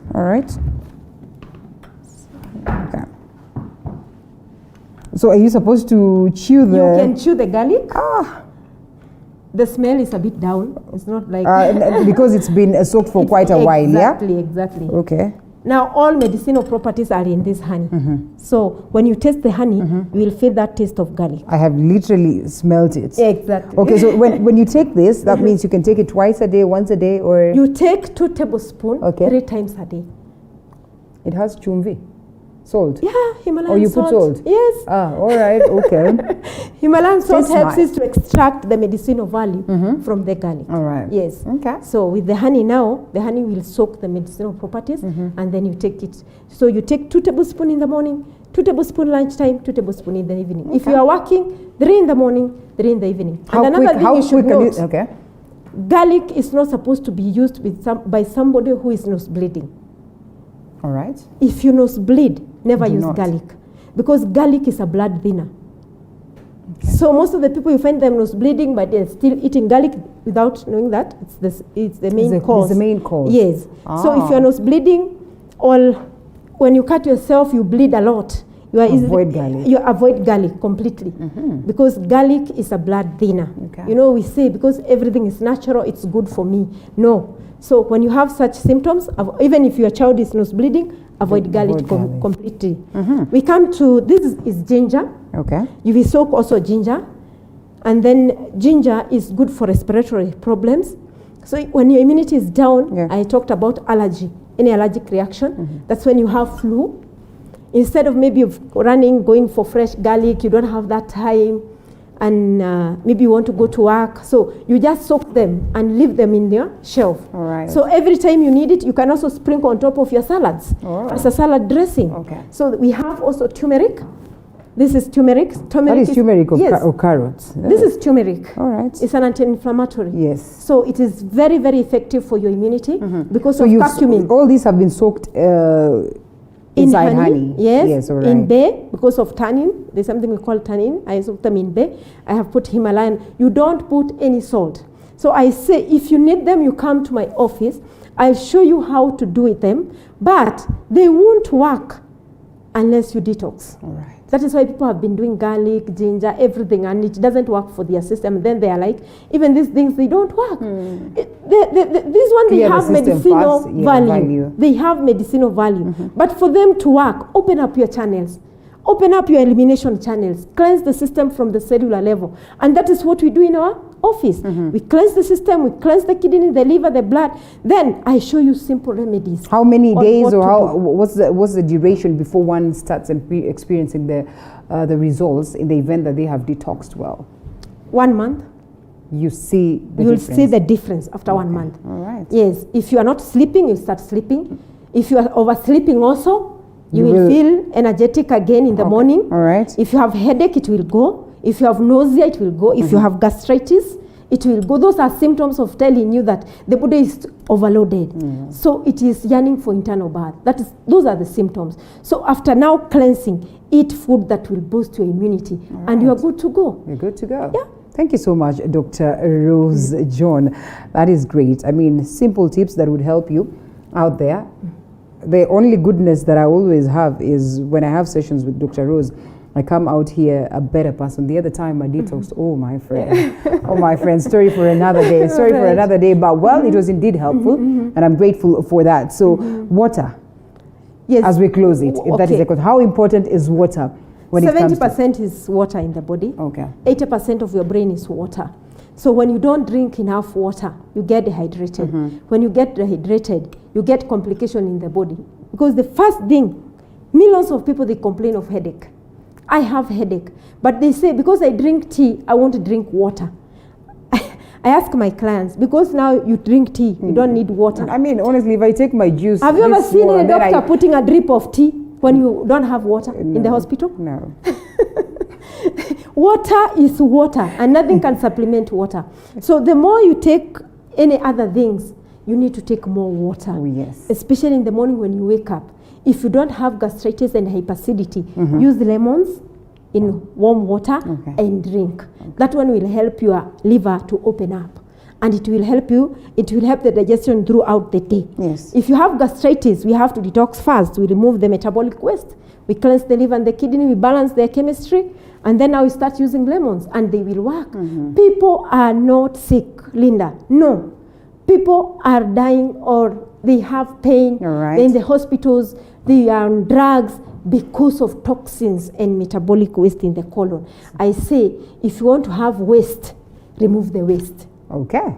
Yes. That's why you see people with big tummy. Yes. If you want to have waste, remove the waste. All right. So when you remove the waste, the diseases will go. It's a good tongue twister right there, yes? Yeah. Exercise, remove the waste, and you'll be looking all pretty and all good. You know, when you march into her office, you will pay for all that information. So thank me. Thank TV47's Morning Cafe for allowing you that moment to, you know, get all this advice for free. But all the same, again, we encourage that you equally sometimes seek medical attention, seek special,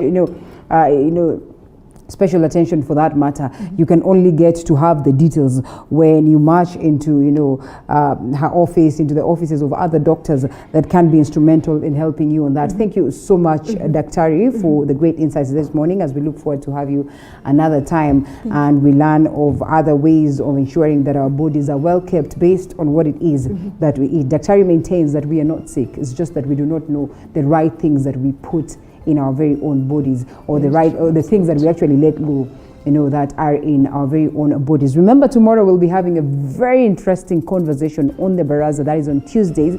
Most of the times we have these sessions where we have discussions on very important and intense discussions for that matter, right from the time we start the show all the way to 9 a.m. And so tomorrow we'll be looking at Martha's economy.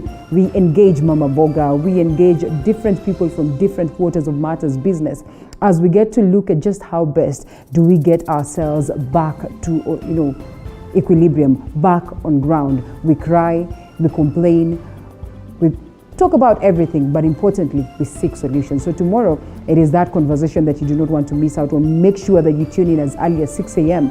because you will be thankful later as of what it is that we'll have gotten out of that particular conversation. Asante sana, Daktari, once again. That is where then we close it. And we say it was good having you from the word go. The feedback is immense and we are thankful for that. And again, we look forward to see you again tomorrow. My name is Linda Alela. Daktari, how do we get you in 30 seconds? Okay. My cell phone number, I'll give them my cell phone number, is 0723 390 411. My cell phone number is 0723 390 411. You'll get me through that number. Indeed. Yeah. You can always call to consult and, of course, thank me later.